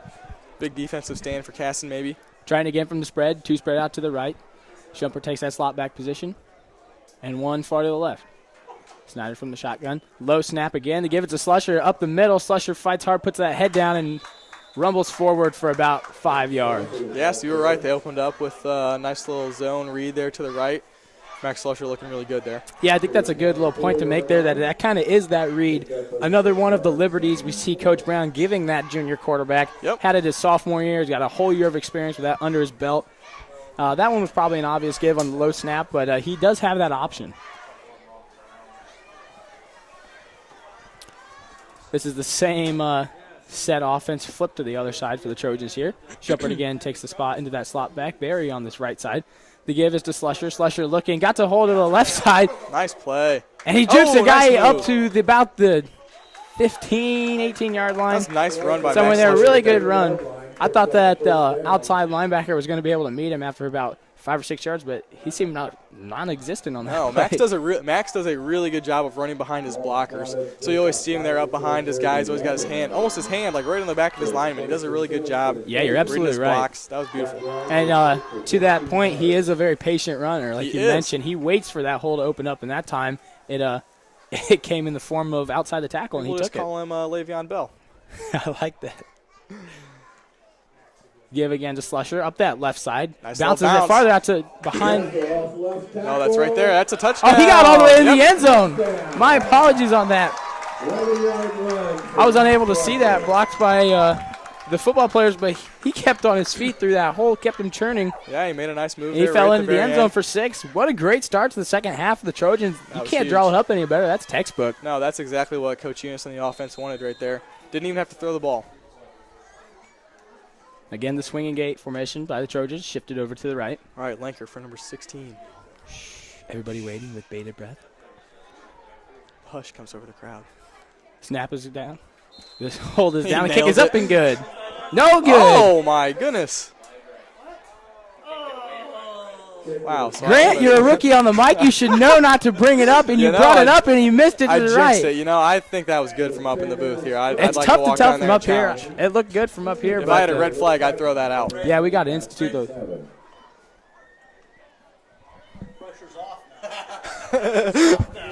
Yeah, the announcer's curse bites again. There it is. 15 in Oh, a row my before goodness. that kick went wide to the Hey, right. well, no one tell him that I've been talking about him tonight, okay? Yeah, this is the last time I invite Grant in the Yeah, booth, no that's kidding. for sure. I'll be sure to hide on the way out. Don't want him to see me. He'll know. Hey, but to his credit, still 15 in a row is definitely something notable in high school, something to be proud of, and I think he's going to be able to string together a good line of a few more, maybe not get that high, or maybe get higher. I don't know. He's got a great leg on him. See if he can make that up with one sailing through the end zone here. Oh, that would be very nice. Triton's had a few very solid kickers here in the past 2 years. Zach Pitney last year, he actually kicked a few field goals. I think he got all the way out to a 35-yarder in a game. Very solid kicker as well. Yeah, he was good. Pitney is actually at University of Northern Ohio right now, playing baseball. So Triton, one of Triton's alumni in college. That's right. I hear there's lots of alumni watching tonight. Another good-looking kick by Lanker to the right side of the field. Oh, Bounces hey, you into called the that, end into the end zone zone. for the touchback. I like that. Don't even give him a chance to return it. That's That was right. a Good very job. strong kick. Caston will have a 1st and 10 at their own 20-yard line. Hey, shout out to the alumni. We're getting text. Grant, That's why right. don't you tell them who's That's watching? right. All right, we got to shout out Nate Spangle doing a great job down there at DePaul. He's also playing football. We got Cole Creekbaum down at Anderson University. He's doing good. I think they open up tomorrow night, 6 p.m. against North Park. Well, It's good gonna luck be a to good them. Game.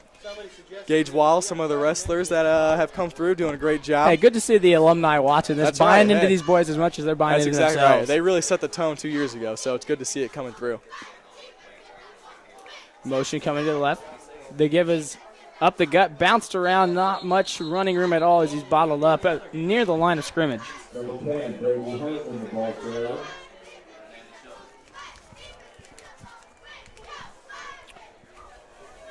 So on first impression, it appears that Caston is going to stick with their tried and true through the first half as they get right back into that T-wing formation, wing T formation, trying to pound it up the middle.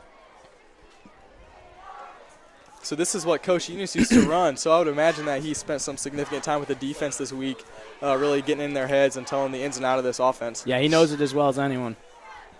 Here's that look again. Gives to Casey Alt up the right side, running hard, runs into a tackler, gets through him. Another tackler he avoids, breaks a lot of tackles and gets out to around the 41-yard line. That's a hard run. That kid does not give up yards.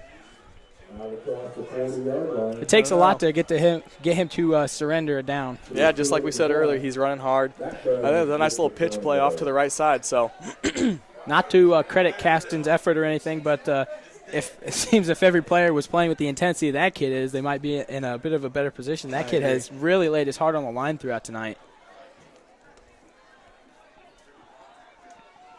Caston walks it up to the line of scrimmage. Under center is Cowell.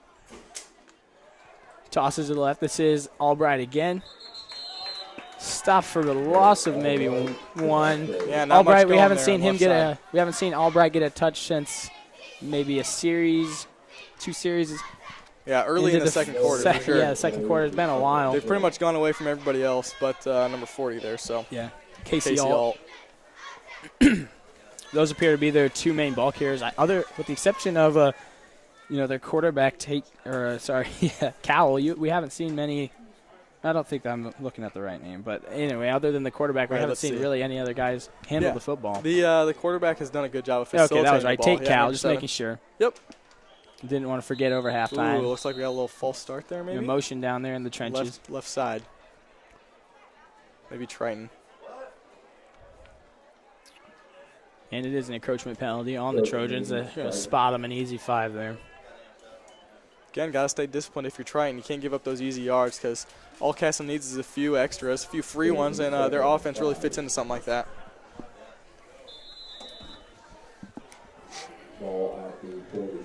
Cal squats down under center. Motion is Alt. Running it around their. Oh, looks like Triton says we've got the ball again. Must have been a mishandle on the snap. The Trojans think they've come away with the football. I haven't seen a signal from the referee, but the crowd seems well pleased. Yeah, okay, there you go. I believe that's going to be Triton ball. Another takeaway to start the second half. That's the exact formula that you want to crush the resistance from Caston. Yeah, no kidding. Triton making big plays on defense there. Special teams and on defense. That's huge. So we'll have another look at this second half offense from the Trojans. Also, fantastic field position again. So even if you can't produce points from this, you flip the field on Caston, you force them to go along field. 2 set out to the right. That is Ty Orson and Schumpert settling in a slot back. Ethan Berry to the far left. From shotgun is Snyder. Low snap again. Handles it well. Looking to the right side. Throws it across the middle on the post. Schumpert is there into the open field and falls forward to about the 25-yard line. Nice tackle there by Gavin Hickel. Following up the rear, makes a good play. Yeah, credit to him for following that play. I don't think that was his assignment, but he got back to stop that before it became anything more. Exactly, that's how you play good defense. Make sure you're all swarming to the ball. That was huge. It's still a good toss from Snyder. He seems to be seeing the field better here in the second half and the late first half as well. Hey, yeah, so start the second half 1 for 1. You can't really discredit that. Trips to the right is the Trojans. Looking to that right side is Snyder. Across the middle. Across the middle of the field. Caught, no, dropped. Dropped by number 12, Drew Stichter gave it all laying out for that one. The ball was about that. Thrown a little bit ahead of him. He got it in his hands. He couldn't hold on through the contact of the ground, but good effort. Hey, once you get your hands on it, the quarterback basically expects you to pull that one in. So I think you're going a little bit harder on the criteria for the little brother there. Nope.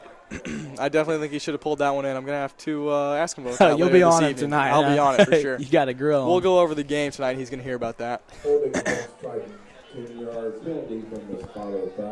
Poor kid, man. He's got coaches at here, coaches at home. Yeah. I do my best to be the sideline coach, as you can tell. Again, that was a good play by Triton, though. We read the field. Bo made a good pass. Looks like, was there a holding? If you're confused at home, I just realized this, but Bo is James Snyder. Oh, yes, excuse me. That's his little nickname, so I think you've come to know it pretty well in Bourbon. From the shotgun here, it's Snyder. Drops back on a deep drop. There's that screen to Shumpert in the middle of the field. He's got some room to run, turns those legs, and falls for about Give him 11, 12. 36-yard line. I'm not sure where the line of scrimmage there actually was after the backup, so I really can't discern how many yards he gained. But I like that little screen pass. Yeah, that middle screen. They ran out in trips there. They lead the 2 blockers. Delano just kind of slips underneath.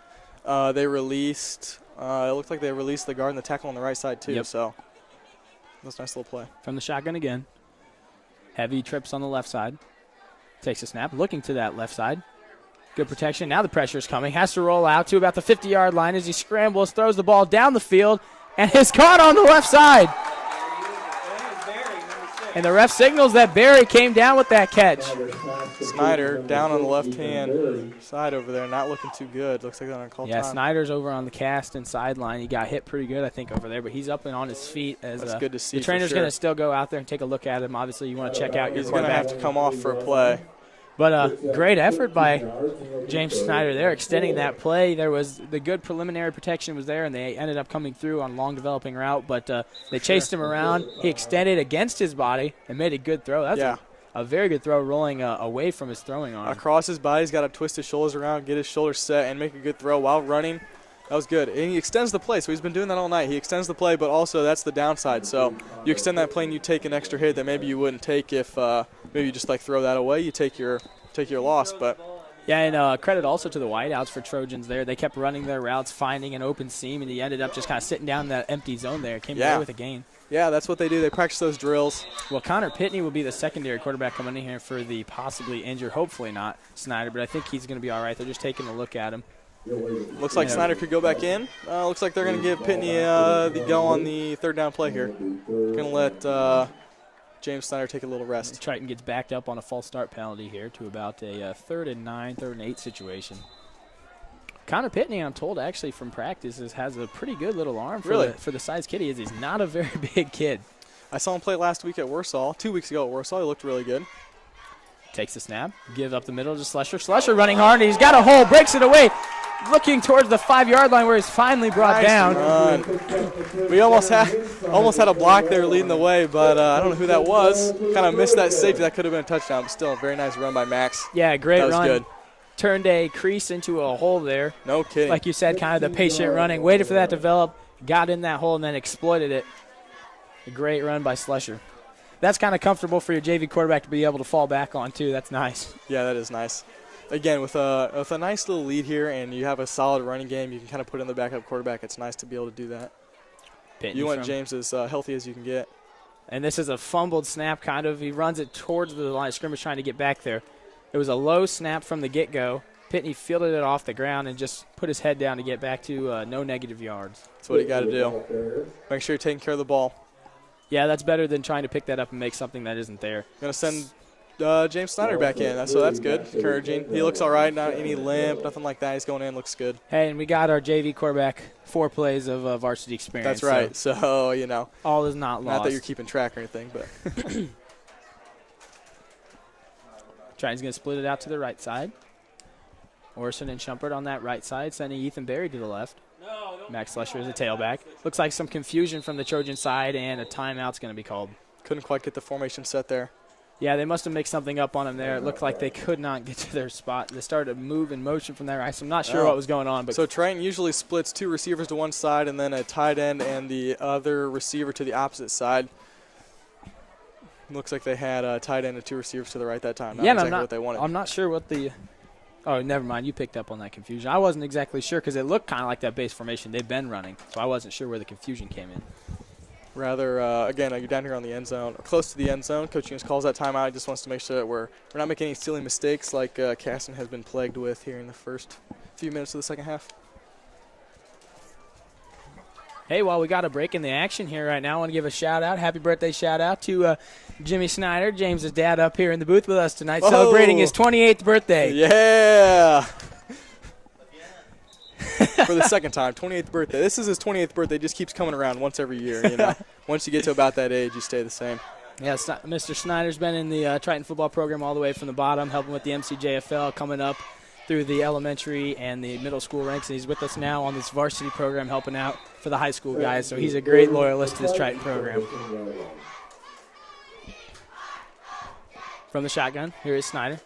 Takes a snap. It's like a pass across the middle. Wide open to the end zone is Drew Stichter, and he'll make up for that one that you were on him about. That's right. Well, I don't know about that, man. He could have 3 if he could catch the ball, but, you know, I guess 2's all right. Yeah, a great production night from Drew Stichter on a wide open pass there. That play action's fooled me several times, so I can't say anything. But exactly. Totally How can you blame the linebackers if you can't see it from up here? Swinging gate again. Caston obviously defending that all right, so Triton keeps pulling back. Just could kick the extra point.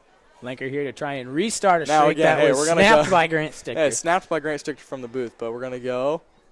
The kick is up, and he got this good. one. There you go. So we'll just we'll pretend we didn't see that one earlier. That's we'll put him at 17.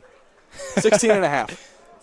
So he's got a lot to build on to get back to where 16 he was at. And a half. But, look, now I can't write that down in the record books, but I can give him a 16.5. I'm not sure how that looks, but we'll just say it was. We can work that out with We'll Coach just Brown. say that it was a eye problem from the referees. You're right. It looked good to me up here. It was good. Again, he's kicking the ball really well tonight, so. Yeah, his kicks don't wobble over the crossbar either, folks. These are tough. Oh, yeah, these are good. These got some weight behind them. And they flip end over end just like, they look like they should. And he kicks it about 35 yards to get it about 5 yards. Yeah, sometimes when I kick the ball, it just, like, dribbles down the field. I, like, hurt myself. But, no, he's looking good. I kick like I golf. I just shank it. It's not as easy as it looks, and he does make it look easy, but kicking was always something the linemen wanted to joke around with during the dead time in practice or whatever, and you saw some pretty terrible kicks. No, I agree. I could never do it. Everything he's done so far has impressed me. Looks like we're going to count the guys in the huddle. We're going to kick off again. You got to get that countdown. Got to make sure everybody's out there. Caston set to return this one. So that makes it 36-7. Casey Alt, the single deep returner for the Comets.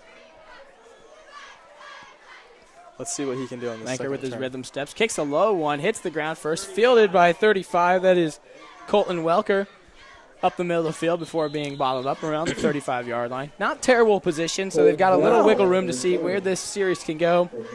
Coming back out with that wing T formation. See if they can grind out a possession here. Triton's just got to stay grounded on defense. Keep doing what they've done. Yep, got to stay home. Make sure you're reading your keys, which is huge. So Triton holds the 36-7 advantage with 5:34 left in this third quarter, and they come out, like we mentioned, you can't draw up a second half to start better than what it did. No way. 2 takeaways right off the gate and got them into the end zone for 2 more scores. Put some breathing room on the starters out there and the defense, which is huge. Yep. Got to make sure we're playing hard. Pitch to the right side. Casey Ald again running hard, gets through some tacklers and falls forward close to that first down line, and I think he's going to get it. He has been running fantastic tonight. So what I was just saying, we got to make sure that we're playing hard. We don't want to give up anything. You don't want to get into a situation where, again, you're having to make big plays at the end to kind of like keep this out of reach. That's not something you want to put yourself into. Well, Caston's got a lot of work to do if they're looking to get this back into a closer football game. But with that being said, there is 5 minutes left in the third quarter and the whole fourth quarter. So you can't just put this one on cruise control yet. And I think that's something you cannot. Coach Brown is very good at. He keeps his foot on the gas pedal. Yeah, he does. If he had a choice, if he was running the offense, he would be throwing the ball deep every single time. Ooh, nice little with the fake. Here comes nice the other way on the counter. Ty Orson in there at his knees to bring down a much bigger ball carrier than him. And Brady Hartman, the senior, as he rumbles for a gain of about 1. But they tried to mix in something different. That was that's kind of what they need to do, it seems like. They have busted off some big ones just going with the bellies and the dives. But trying to get back into a game, you got to make some big plays because you don't have the whole clock for the rest of the game to grind out 3 and 4 yards. It's just not their friend anymore. No, the clock is not their friend anymore. So they got to make some big plays. I don't know if that's going to be maybe reverses, halfback pass, I think the ball's got to be in Casey Alt's hands. He's the only one who's been getting the ball down the field. Looks like it's going to go that way again. Oh. Cal's going to take this one on his own. He goes forward, across the first down line, and trips forward for a gain of about 20. And if Nice that keep there by shoestring that quarterback. tackle wouldn't have been there, he had nothing but green grass in front of him. I agree. Max makes a good play there. Coming up a little bit slow there, so I don't know what's going on with that. But he made a good play. That's all that matters. Saves that touchdown. Well, Tate Cal hasn't handled the ball a lot tonight, and what he didn't get many positive yards on, but right there he seemed to have a big hole, or he made something, but that was one of their better runs. Yeah, that was big. I think just the threat of the option right there, he opened up with the jetting Casey Alt, and that forced the defense to kind of think what they were doing. In motion is Albright. The hand is up the middle to Hartman. Hartman puts his head down on first down and gets about 4 yards. A good first down play from the Comets. To the 35-yard line, picks up 2 yards, 2nd and 8. So 2nd and 8. As I misspoke, he was able to pick up 2 yards. Looked like more to me, my bad. But they've moved the ball into their own territory. They're near the 34-yard line. This is definitely Caston's biggest drive since late in the first, early second. Yeah, they're looking engineering. good. They're putting good plays back-to-back, which is what you got to have to get down the field. Yep. In motion is Alt. The pitch is to Alt, looking for that right side, running hard, hits a defender, and he's brought down for a gain of a few. Triton really hasn't had a very good answer to that play tonight. I don't know if it's just how we're lining up on defense or if Caston is just blocking that play really well. I don't know. Connor Ousley subs in at the defensive tackle position for Billy Smith. Come out to get a breather. Coming to get some water. Well, that's something to note as well. As we mentioned, we have a lot of kids down there who can replace a lot of kids on the field. That helps. Yeah. That helps so much when it comes it's to a keeping numbers game. players fresh. It is, yeah. So if You you would- can sub people in, take a quick breather, that's huge. Well, a lot of times you don't think you're dead on the field until you come out and sit for a few plays. You're like, Well, until you get burned. You don't know you're dead until Yeah. you just get Casey someone. Old up the middle on that pitch belly. And Triton thinks that the ball has come out. Triton player came up the ball. I don't think the refs are going to acknowledge that. So it's going to be Caston ball, 4th down and about 4 to go. Looks like they're going to go for it, obviously.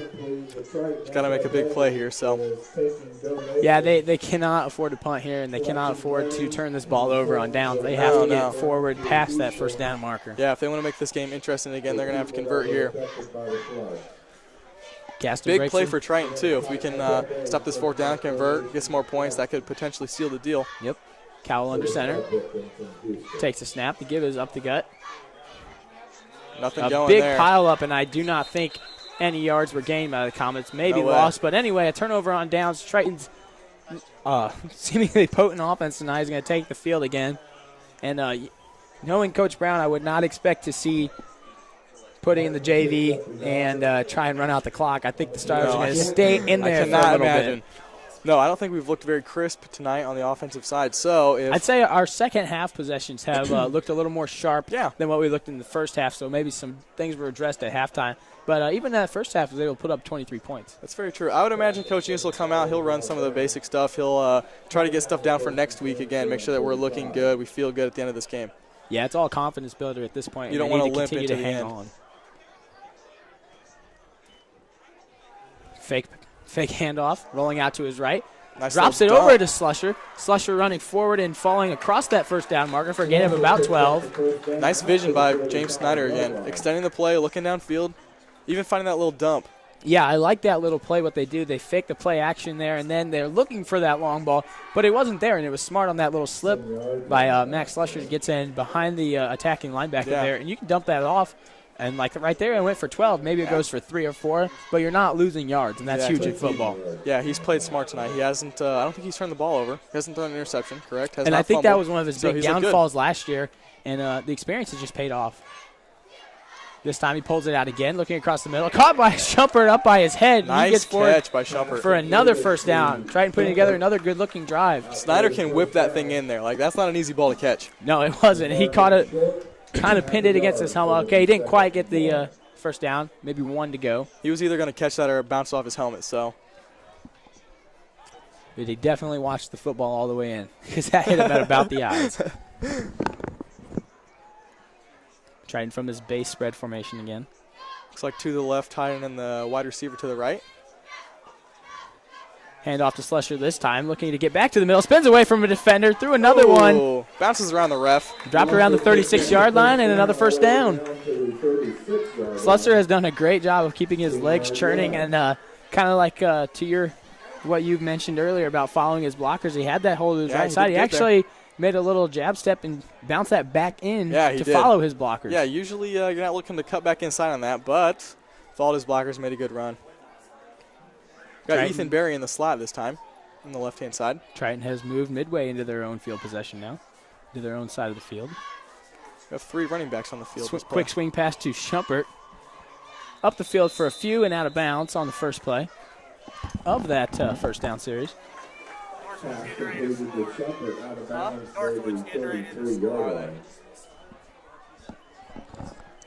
Oh, that's the end of the third quarter.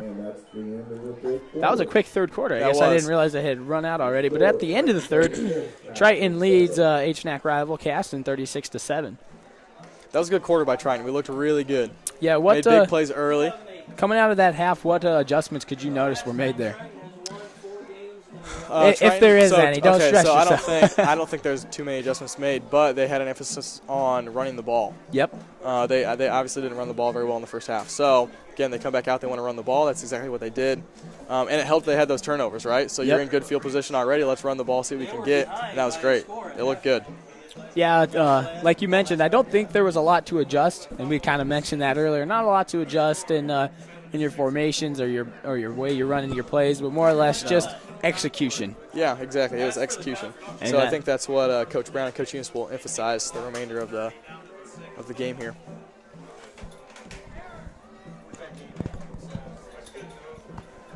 Yeah, and we were kind of mentioning how Brown's not going to take his foot off that gas pedal, and that we threw down the field a few times, but even when we were running the football, it appears as if we're not taking our foot off the pedal because in that second half they're picking up chunks of yards, going for 6, 7, and 10 and 15 on a few plays. So it's very much a luxury when you can pick up big chunks of yards without going to the air. It is. So if you can continue to run that ball, obviously eat clock, and you're moving the ball, I can't complain about that. Take those easy yards. Your linemen love that, so just eat it up. Well, this is something I think that's really been to a credit of Triton's hot start so far off this season. And we worked on it last year, and it's kind of built into this year and manifested itself even better this season. But they're a two-dimensional team, and sometimes even go and do like a third dimension with the little plays, the dump-offs. Yeah. They air the ball out. They run the ball very well in most games that we've seen so far. Yep. They've got guys that run the football hard. And like I said, they go for those dump-offs, those screen passes. It's very hard to play a team when you can't predict what's coming next. Exactly. I think Coach Eunice does a good job of switching things up, especially on those dumps. From the shotgun again is Snyder. Snyder with the fake pass to Slusher. Pulled it out again. Swings it over to the left side to Shumper. Shumper makes a man miss. Gets forward for another 5. Brought down near the first down marker. Looks like he moved the chains from behind. Yeah, he definitely rolled forward across that first down marker and then moving the chains again. Looks like he's coming off, taking his glove off. Not sure what's going on with that. Maybe jammed finger, something like that. Shaking out that right hand. Let's hope that's nothing. I agree. Hard to catch balls with the club on for sure. So well, let's hope it's just a stinger. Those are no pretty common on the colder nights of football. What a beautiful night for football here, really. I wouldn't call it cold. Well, chilly. Crisp, brisk evening. I'll give you crisp. From the shotgun again.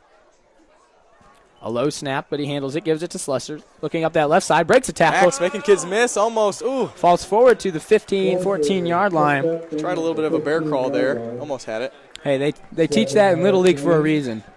It comes into play. That's more of a conditioning thing, not necessarily an asset that you want to have. I was never really aware of what it was for, but I knew we were doing it, and I didn't like it. Exactly. I don't think that's a crowd favorite.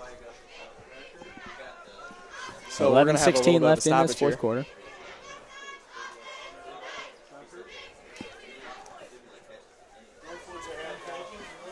Looks like this is just a cramp.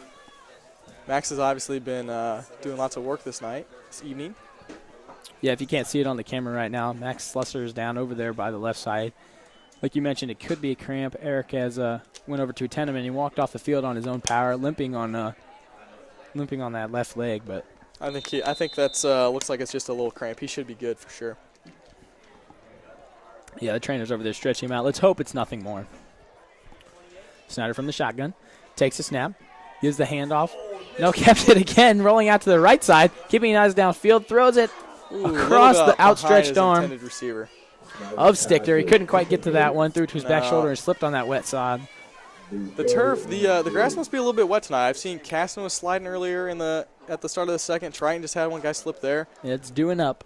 Yeah, so gotta adjust to that because last week again it was super nice. wasn't this cold. The field was probably dry the entire night. Something they're gonna have to get used to as it gets chillier. Yeah, that's something interesting to watch. As you see all kinds of different weather in high school football, ranging from quite hot to very, very brisk as we get deeper into the year. Kidding. The give up the middle. Ethan Berry running very hard and falls inside the 10-yard line, close to the 5. Gave it off that left tackle. Yeah, he had no issues there, hitting the hole hard, doing a good job. Yeah, it's nice to see that you go to your secondary running back off of Max Slusher, who's run really hard, and you don't see a big drop-off. No, I agree. Ethan Berry's done a good job this year. His style of running is a little bit more dynamic than Max's. He's a little more of the Jim Brown, bounce it around, run 40 yards to get 20. Okay. But everyone has their own unique style. Yep. Hey, if it works, it works. So let him do what he's got to do. Double tailbacks here surrounding James Snyder.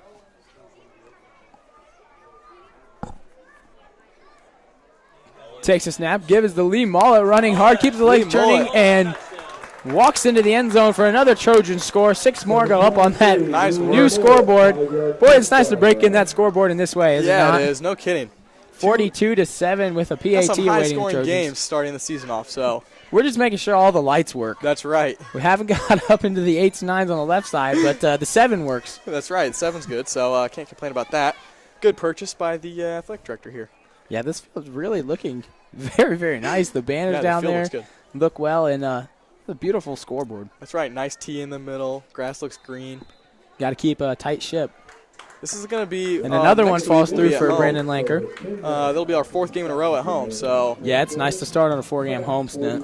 Yeah, I mean, obviously the field conditions are good tonight, but if they're not careful, maybe get torn up. Could be an issue next week. Yeah, next week we go against rival Bremen, welcoming them to our home turf. That's right. It's always nice to play game. the rival at home, especially when you're playing good football. Bremen and John Glenn are in a close game tonight, so should be good. John Glenn's kind of turned their program around. They had a rough season last year. They've not necessarily come out in a perfect manner, but they won their first game of the year, and judging by what I've seen last year versus this year, their new head coach up there, his name escapes me right now, but I think he's doing a good job. Yeah, I would imagine that John Glenn will be able to continue working hard and turn that around. Obviously, they have a strong football tradition. We used to play a lot of big boys up there, too. Used to play them once a year, so. Yep, in the old. Thank goodness we don't do that anymore. My word, what I would give to play in this conference. Hey, this conference has a D1 recruit across the Big Ten in Jack Kaiser. That is very true. That is very true. I believe Kaiser actually, from Pioneer, Kaiser actually just went on, or he's been invited to a visit to Notre Dame. Really? Yeah, so being recruited by the local schools, he's recruited all the way out towards Iowa. Hey, well, that's very impressive, honestly, coming from a 1A football player. That is very impressive. He's obviously the star of that entire school. Yeah. His sister is like a all-state, or like won the state track meet. Yeah. 200, 400, something like that.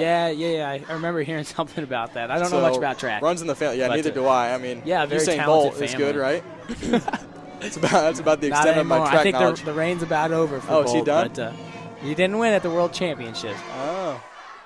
Nice kick by Lanker. Here's the kick fielded by Caston, taking it up that left side. Gets through a few guys and falls forward to about the 35-yard line. I'm going to have to go make sure I apologize to him. He's kicked fantastic tonight, except for that one mishap there. You know, it happens. I don't know how it happens, but the announcer's curse is just something that is very tough to be broken. It's like the Madden cover curse. It is, yes. Tom Brady's on the cover this year, so we'll have to watch that. Oh, thank goodness. I wish injury upon no one. I think that's terrible, but if he has a terrible year. I'm a Colts fan, so maybe him and Andrew Luck can hang out on the sideline. Yeah, together. For real. Him and Andy. Scott Tolzien. Should be an interesting year for the Colts. Caston under center. Sets a man in motion. Looks like the ball came out I again. think the ball came out on a muffled snap. Trying to come up with that. The referees are sorting this mess Yeah, out, and they're Triton pointing came up towards with the it Triton again. Trojans. Holy cow. Another takeaway Wow. in this second half. Aaron is in on that. All right, that's really big. I'm not exactly sure what happened. I can only assume it was a mishandled I would assume. off the snap. Yep, quarterback tried to pull out a little bit too quick. Ball maybe getting a little wet. Hard to tell. Yeah, that's another thing you can mention. The dew on the field is probably starting to moisturize out there, and the football does become very slick, especially when you're not expecting it. But anyway, Triton takes over midway into their own field. Get off. What? Come on. Triton having some sub issues right there. Not quite sure what's going on. Number 55. It appears a few of the JV players have checked in. Connor Pitney's still at quarterback here. The give is to Ethan Berry. Berry fights forward up that middle for about Berry, the 2. ball carrier, picks up a yard to the 32, and it'll be 2nd and 9. Connor Pitney in at quarterback. I believe Caden Atkins checked into that slot back position. We run in now?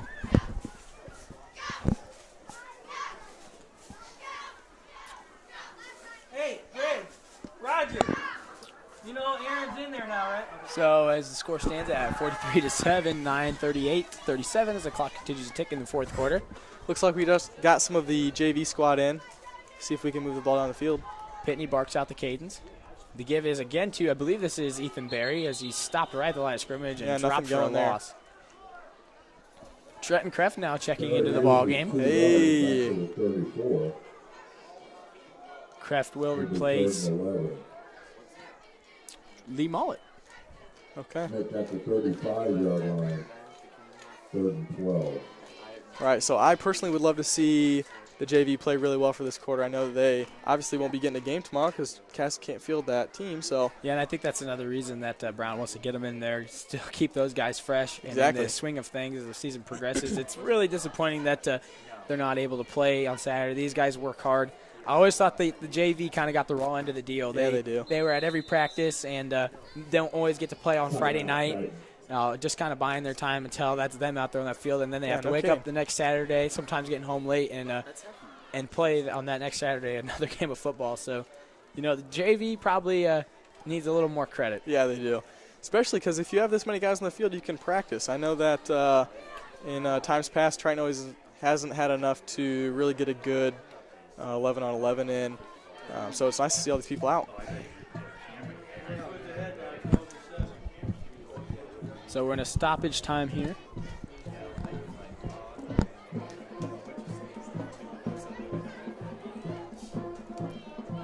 Triton looks primed to go to 3-0, and I really don't know the last time that I remember personally Triton starting 3-0. I know Coach Eunice had some solid teams in the 07-08 era that won sectional.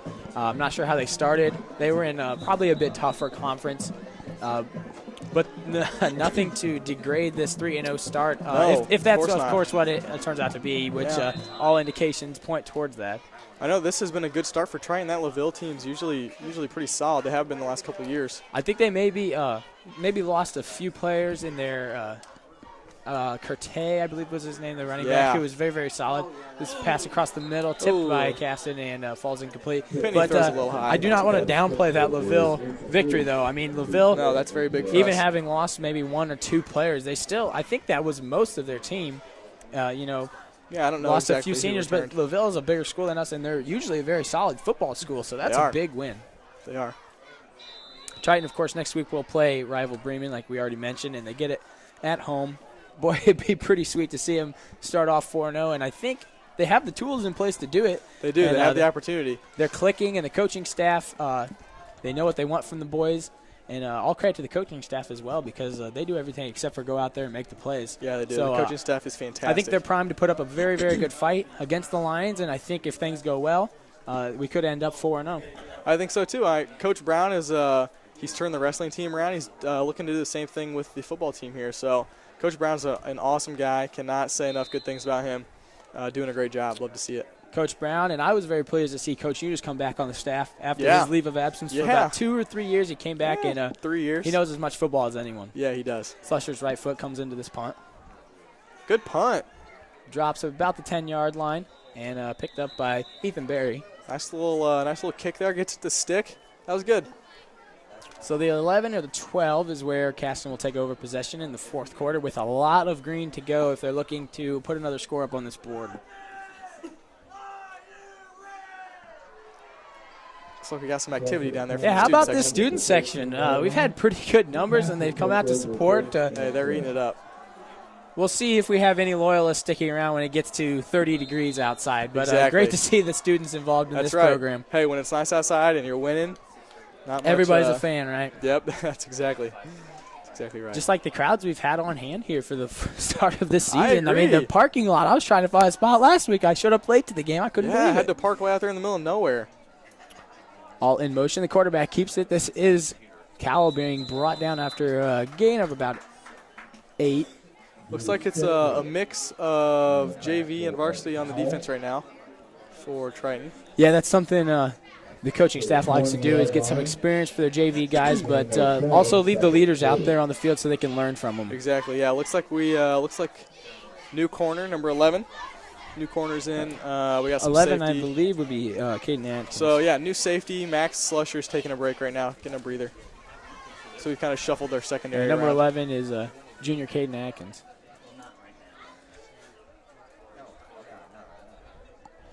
On the belly play from Caston. Big pile up, and I think he got to the first down marker as they're going to walk the chains forward. So he got across that first down chain. Hey, credit the Triton defense for coming out the second half. They've played significantly better. They've played much better than the first half. They've been making stops. They've been swarming to the ball. It looks good. Well, in the first game of the year against South Newton, they pitched the shutout. And then against LaVille, no scoring in the second half. And I don't want to jinx anything, but so far no one has yet to score on them in the second half. No, okay, yeah, that's a big shot right there. So we'll watch it and see how that develops next week. If anything That happens, though, I did not say it. Yeah, I will. I'll bring this back up to you next week. This is Albright. Yeah. Okay, well, maybe not. Albright turns his feet forward for about 7 yards on a good run off tackle. Yeah, we'll have to have McIntyre delete the tapes or something. That's exactly right. We don't want anyone bringing this up later. Drew Stichter coming off the field for a well-deserved break. He's been going both ways, very solid on the defensive end. He's had a great offensive night, getting in the end zone twice. Yeah, a couple drop passes, but he's done all right. Tough love. I don't expect Stichter to see any more of the field as he's earned this time off. Under center again is Cowell. Sends Albright in motion. The counter up the gut on the belly play. Falling forward to the 40-yard line is, I believe, Hartman. Couldn't quite keep his feet around the edge there. He had the gap. He just couldn't quite pull it through. You know, I've liked the way that Hartman has run the football, but he hasn't really seen a lot of the touches. Really, the majority obviously been Casey Alt and Blake Albright coming in second probably for the number of carries, but Brady Hartman's run the football pretty well. I agree. Caston's been able to move the ball a decent amount. They just get in.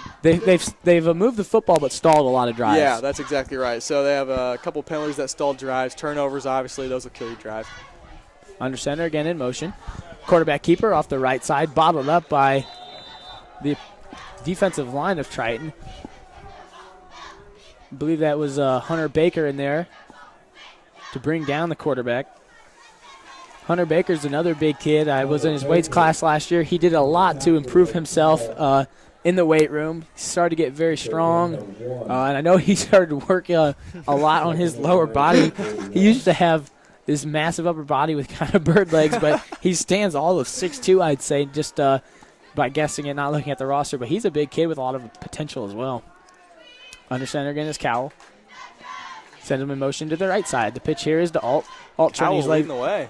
and bottled up by about 2 or 3 Trojans who someone got in there and popped him. Yeah. Just completely stopped his momentum. Looks like the safety came down. Number 22. Triton Kreft on the tackle. At the 42-yard line. At the 42-yard line is Caston here. They've kind of put together a little bit of movement, but now they run 3rd and long, kind of how we mentioned. They've started to move the ball and then stall a lot. That's something that I'm sure they'll address as they continue to go out through the season. And it could be that fatigue factor as well that we have been hashing at.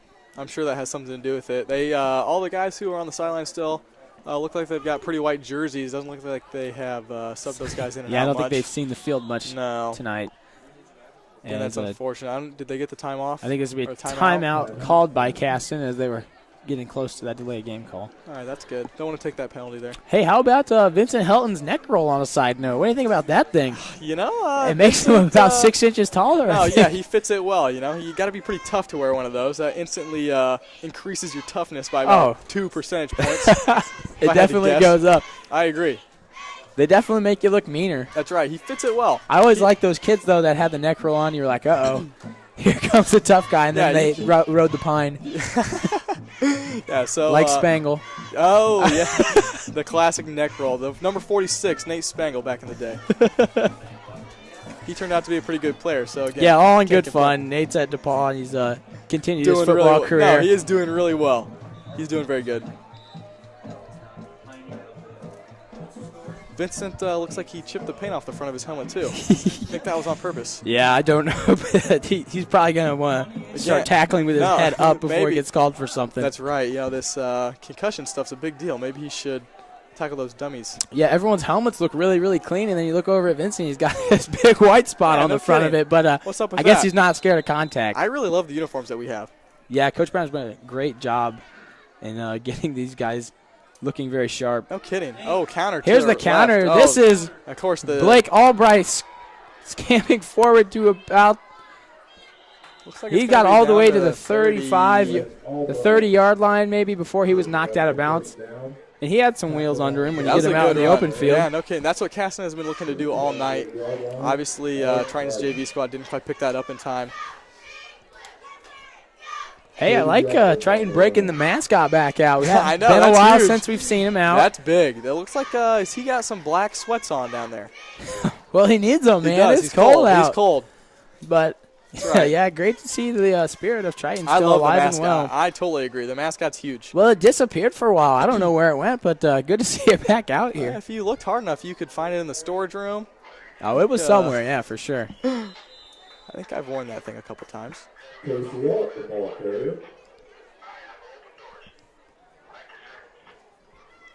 That first down play stop after about a gain of 5. Picks up 5 yards to the 23. Will be second 5.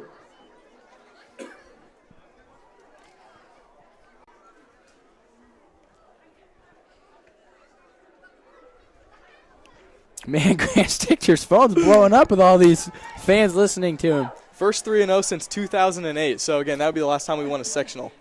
Yeah. So, again, that's Coach some information from the crowd. Around that time frame. That's right. Coach Brown's done an awesome job. These kids are great. Up the right side here is cannot Hartman. complain Hartman gets – I don't know if he got there. He might have gotten there with the second effort. Didn't quite get quite. Didn't quite cross the goal line. But I just mentioned Hartman runs pretty hard as well. He hasn't got the touches, but he's a good little runner.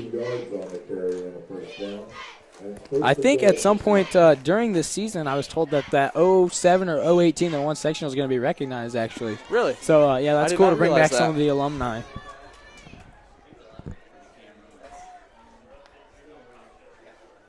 Caston now in their first real chance to score since early in the first half. I'd like to see him punching it here. Under center.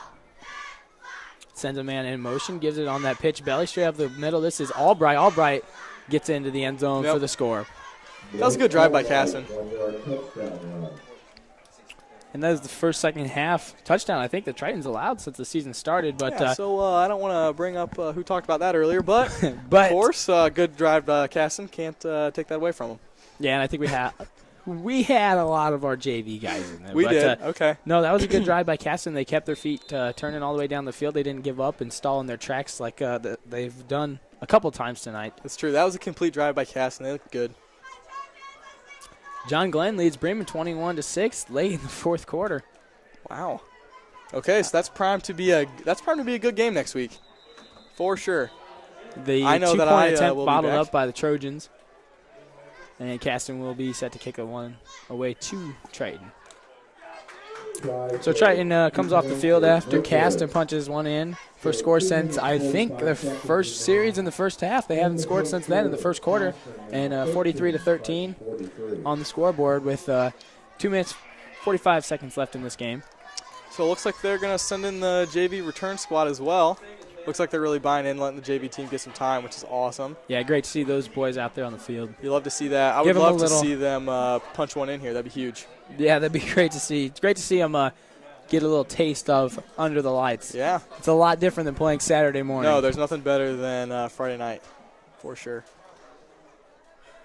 I don't trust that wireless mic, so I'm going to go down there and get the coach. So you guys read stats or something before he gets up here.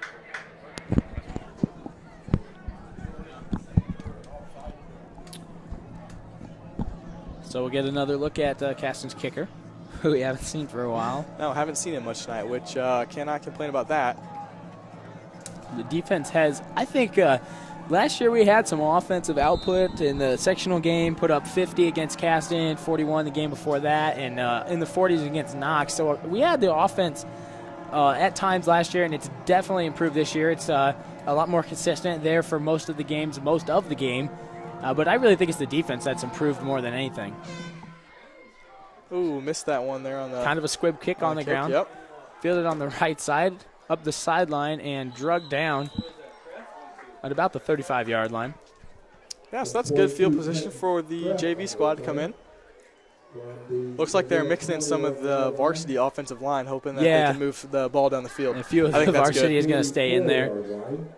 I think that's a good move by Coach Eunice there. Probably our cornerstone out there. Connor Ousley is going to stay in the ball game. Yes, he is. Be interested to see what Ousley's listed at, actually. He is listed at 6'4", 301. He's obviously the biggest guy on our team. Yeah. Towers over most of these Caston kids that are out there now. Caston's got a couple big boys on the sideline, but they didn't see a lot of the field. They didn't see much action tonight, which I thought was interesting. From the shotgun, even with the JV squad. Snap is to Pitney. Pitney with the give. Up the middle is Kreft, I believe, as he gets to the line of scrimmage. Maybe one.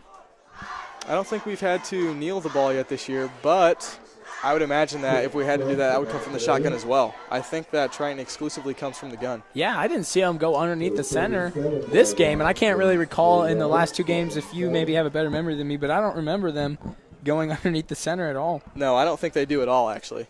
But that's something that a lot of these teams aren't going to see all the time throughout the year. It's kind of a little bit more unique, not so rare, but not as common in high school football.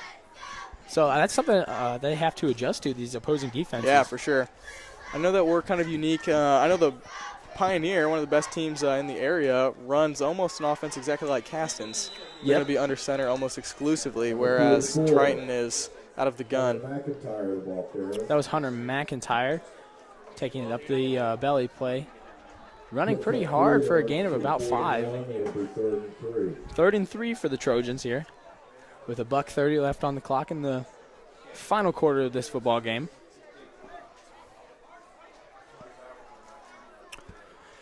Great crowd on hand for the start of this Labor Day weekend. Yeah, it looks like most of the people are where's a better place to spend bundled up, excited to be here. Pitney again from the shotgun. Ooh, should have snapped. Movement on that D-line, but nothing called. Gives it again to McIntyre. McIntyre with the hole. Gets through on the right side, running towards the sideline. He is fast. He's quick. He's going to make it. He's going to get all the way to the end zone to put another one onto the board for the Trojans. What a play. Nice little zone read there to the right.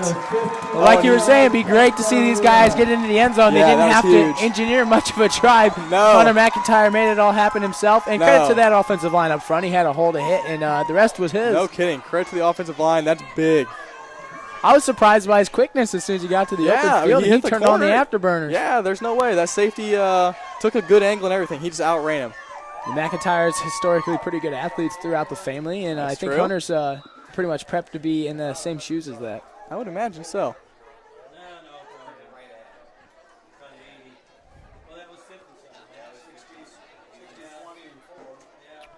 Snap is good. The hold is down. The kick is on its way. And he drilled it right through the uprights again. Puts him at what, 17 and a half? I'm not sure what the official book looks like, but I'll count it for 17 and a half. Grant's book is probably going to be more widely used than the Triton record book. My book is very generous. Credit all around. So just under a minute left here to play. Triton marching band going strong. Triton came out and had a little bit of the scare right off the bat as Caston punched it into the end zone. And Grant had mentioned early on that there's a classic trap game coming off a big win and then a big maybe call it an upset against LaVille. And a great game they played there and come in with a lot on their shoulders, a chip on the shoulder, a lot of expectation. Yeah, for sure. Playing maybe a squad that's a little bit down. And they had that scare early on, and I don't think that they got down on themselves, which is huge. No, because they totally bounced agree. right back, got the ball in the end zone, and really didn't ever look back since then. No, you got to give credit to the seniors who stepped up and played a good game. Vincent Helton, Drew Stichter, obviously those guys are big players, but they kept on the younger guys who are playing and made sure that they were encouraging, that they're keeping the attitude positive, which is huge. Yeah, and that starts with the seniors. I mean, the coaches do their best to try and keep the players focused, but if your leadership isn't practicing what everyone's preaching, it's not going to funnel down through the other generations, but I think it has done that pretty well so far this year. It definitely has this year, and that's been the difference. Lanker with another solid kick. He's got to pick that up. Bounces to about the 10-yard line before he finally fields it. This is Albright. Albright gets to the middle of the field, brought down by Lee Mullet. And I believe Lee Mullet as well played a great game on defense. Max Slusher and Lee Mullet. Yeah. Yeah, Lee Mullet's not a Max huge as guy, well. but or that was not Max Slusher, I apologize. But, yeah, Lee Mullet's not a big guy, but you should see his arms. They would surprise you. He's a tough kid. Your brother, actually, Drew, told me you should do an arm workout with him. You can't feel your arms the next day. I don't think I would like to do that. Yeah, he's definitely a tough kid. Hits it hard in the weight room. And really gives it all out there on the football field. He does. 52.2 left in the fourth quarter of play. Yeah, so maybe Caston tries to throw one up here, get another score, maybe. We'll see. I would anticipate that from most schools, but right now I think they're just going to stick with what they know from the swing T formation. If you're Caston's JV coach, I'd like to throw one up. In motion is Alt. Pitches to Alt on the right side. He's got a hole running forward before being knocked out of bounds, undercut rather, after gaining 8. End up with a touchdown here if we're not careful. He's obviously a varsity caliber player. He's done really well tonight. Got Triton's JV in, so I've got to keep him contained. And it looks like he's going to jog off to the sideline. Well, he's putting in a hard night of work. Yeah, he has. I'm sure we'll see him again before the clock ticks to double zeros, but he is a fantastic player. Yeah, he's one definitely bright spot that they had in this defeat. But they did some things well. They've got some things to build on. They're not a completely incompetent team, that's for sure. As they showed a lot of times that they were a very solid offensive team when they were grinding it out. Yeah. But they just kind of faltered on certain drives and fell away from this game. Pitch to the right side. This is a JV player, number 5 on the. Lonnie Nice. That's a Lonnie Nice, the sophomore who just checked into the game to replace Alt. To the 40-yard line, 5-yard. So it looks like they're going to get one more play, and that may be it. And another sub checking into the game, Sam Duvall, a very big kid, 6'2", 270 he's listed at. That's a shame that some of those bigger guys couldn't kind of sub in during the game, keep their varsity players fresh. Maybe they're not quite you have varsity caliber yet. You really have to feel for Caston, as honestly we've been in that position before where you're looking at 5 or 6 guys on the sidelines. And, yeah, I know all about that. It's not a fun position to be in for the players. It's not. I've been on the other side of that 70-0. Blake Albright bottled up in the backfield, but he gets away kind of back to the line of scrimmage before being brought down by a host of Trojans right there near the line of scrimmage. And the clock ticks to the double zeros as Triton improved to 3-0 on the season, 50-13 over HNAC foe Caston. And what was, again, another great offensive output. Yeah, that was huge for the Trojans. Another great defensive performance. And some little things, but you really can't complain a lot about the way Triton's playing right now. So, Drew Stichter comes away with 2 touchdowns, and James comes away with, I'm not exactly sure his stat line, I don't have the sheets over here, but James Snyder in his junior year has put together an incredible season so far, and I'm sure we can expect more of the same throughout the year as they're going to Bremen's going to travel down here next week. We're going to need all of our assets to win that game. And Snyder's going to be a huge factor. He's kept the turnovers down, and I think that is the biggest improvement from last year, as he went from a few games where he had multiple interceptions and maybe a few fumbles from the running backs, not all on Snyder, but they've improved on that. They have not turned the ball over. They've taken care of the football. They've kept their foot on the gas pedal like we mentioned, and all credit goes to the senior leadership, to the coaches, and all the way down through the ranks of all the players buying in. Got a final score here from the Northwood game. Concord tops Northwood 15-12. Concord improves to 3-0 on the season. John Glenn was leading that Bremen game. Actually, I'm not sure how that one finished up, but that's who like I mentioned several times, Bremen coming down here. Another rivalry game. Triton's going to have to be on top of their game. We're going to have to see the defense at its best, which I do think we've seen a little bit of that against LaVille, especially in that second half. That defense was very, very solid. That's the defense we have to play again to beat that solid Bremen team. Bremen always plays us tough, and offensively it's going to be kind of like what we saw tonight, where we have all of our assets available. We're not one-dimensional. We throw the football very well. A few mistakes and a drop pass or an overthrown ball, but I think I have all confidence that Coach Brown, James Snyder, they're going to address that at practice. The wideouts are going to work harder. They've got a great coaching staff, a great support group in that coaching staff behind them, great senior leadership. And this 3-0 start is really just a testament to the work that they've put in on the season. So excited to see how this goes next week and down the line. You got anything to add, Grant? No, I think we played a great game. I just want to give credit to Coach Brown and those coaches. Like, they're a fantastic group. I totally believe in what they're doing. They're doing an awesome job. Obviously, the players, you can't take anything away from the players. They're doing really well, too. Like, it obviously takes athletes to complete the vision that Coach Brown and them want to do. They looked really good, and it appears that Bremen took another L tonight. Okay, 21-6. So they did fall now. Yeah, okay. they did. So it should be Triton 3-0. Again, I would still think that we're going to be the underdog, obviously, just from history. So everyone should tune back in next week. It's going to be a great game. No, I think you're right, and that's something that these boys have mentioned, kind of like with the mantra, don't sleep on us. Exactly. And Coach Brown, he's kind of replied to that. Coach Brown's Go buying ahead it. and sleep on us. That's right. That's exactly what we want. We're coming in at that underdog, kind of that element of surprise, the chip on our shoulder type thing. Not playing with the pressure put on us tonight. I think we saw that pressure, and we performed well under it. But last week, the LaVille game, it was a hard-fought, tooth-and-nail game, but we came out the victor. And I think that put a chip on their shoulder. They're going to have to play with that same mentality against Bremen. Yeah, Bremen's going to be a good football squad. Doesn't matter what year it is. Bremen's going to play us tough. So hopefully Triton comes ready to go, because Bremen will be ready to go. They're not going to be excited about the potential loss to a Triton team. So, again, they got to be ready to go. Brayden, thanks for having me. I'm going to take off. I want to go congratulate Drew and Aaron. They played a great game tonight. You got it, man. Yeah, thanks for joining me on the mic. You did a great job. Thank you so much. So that was Grant Stichter helping me up here in the booth. Are you still playing at Anderson? I didn't think so. So good luck to Grant and everything he does in the rest of his college endeavors. But great to have him up here. Very knowledgeable football player. Played 4 years, 2 under the Coach Johns era, and then 2 under, I think he was still under Eunice for 2 years. But great kid.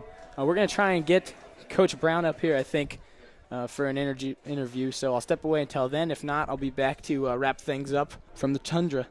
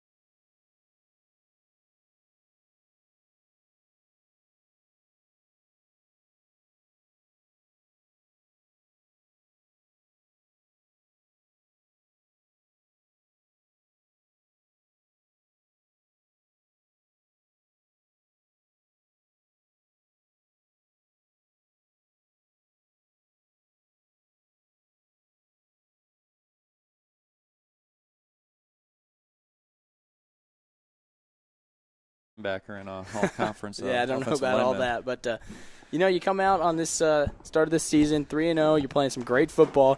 If you could point to a singular factor, what was the main catalyst in the start so far? Probably the juice boxes and fruit snacks that we give our kids before every single practice. That's probably a key factor. They really enjoy that. Okay, I appreciate that answer. But you got Bremen next week as we're looking at another rivalry game. What is going to be your main focus going into that after coming on this 3-0 start? I think our main focus is going to be fundamentals, tackling well. If we don't tackle well, I can tell you that that Mullen running back over there is going to have a heyday, and I'd rather that not happen over here at the yard.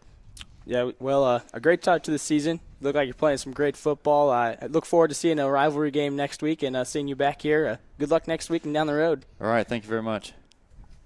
So that was Coach Brown on his 3-0 start and what to expect the rest of the season. Obviously not giving away any of the secrets in a true magician head coach style. So we appreciate him coming up here to take a break and talk to us.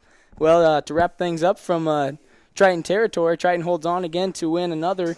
Off to a hot start. I'm Braden Kreft, and we are joined by Grant Stichter tonight. I'd like to thank Orion Lemler and everyone else up here for all the hard work they put in making this happen. Hope to see you back here next week. Good night. God bless.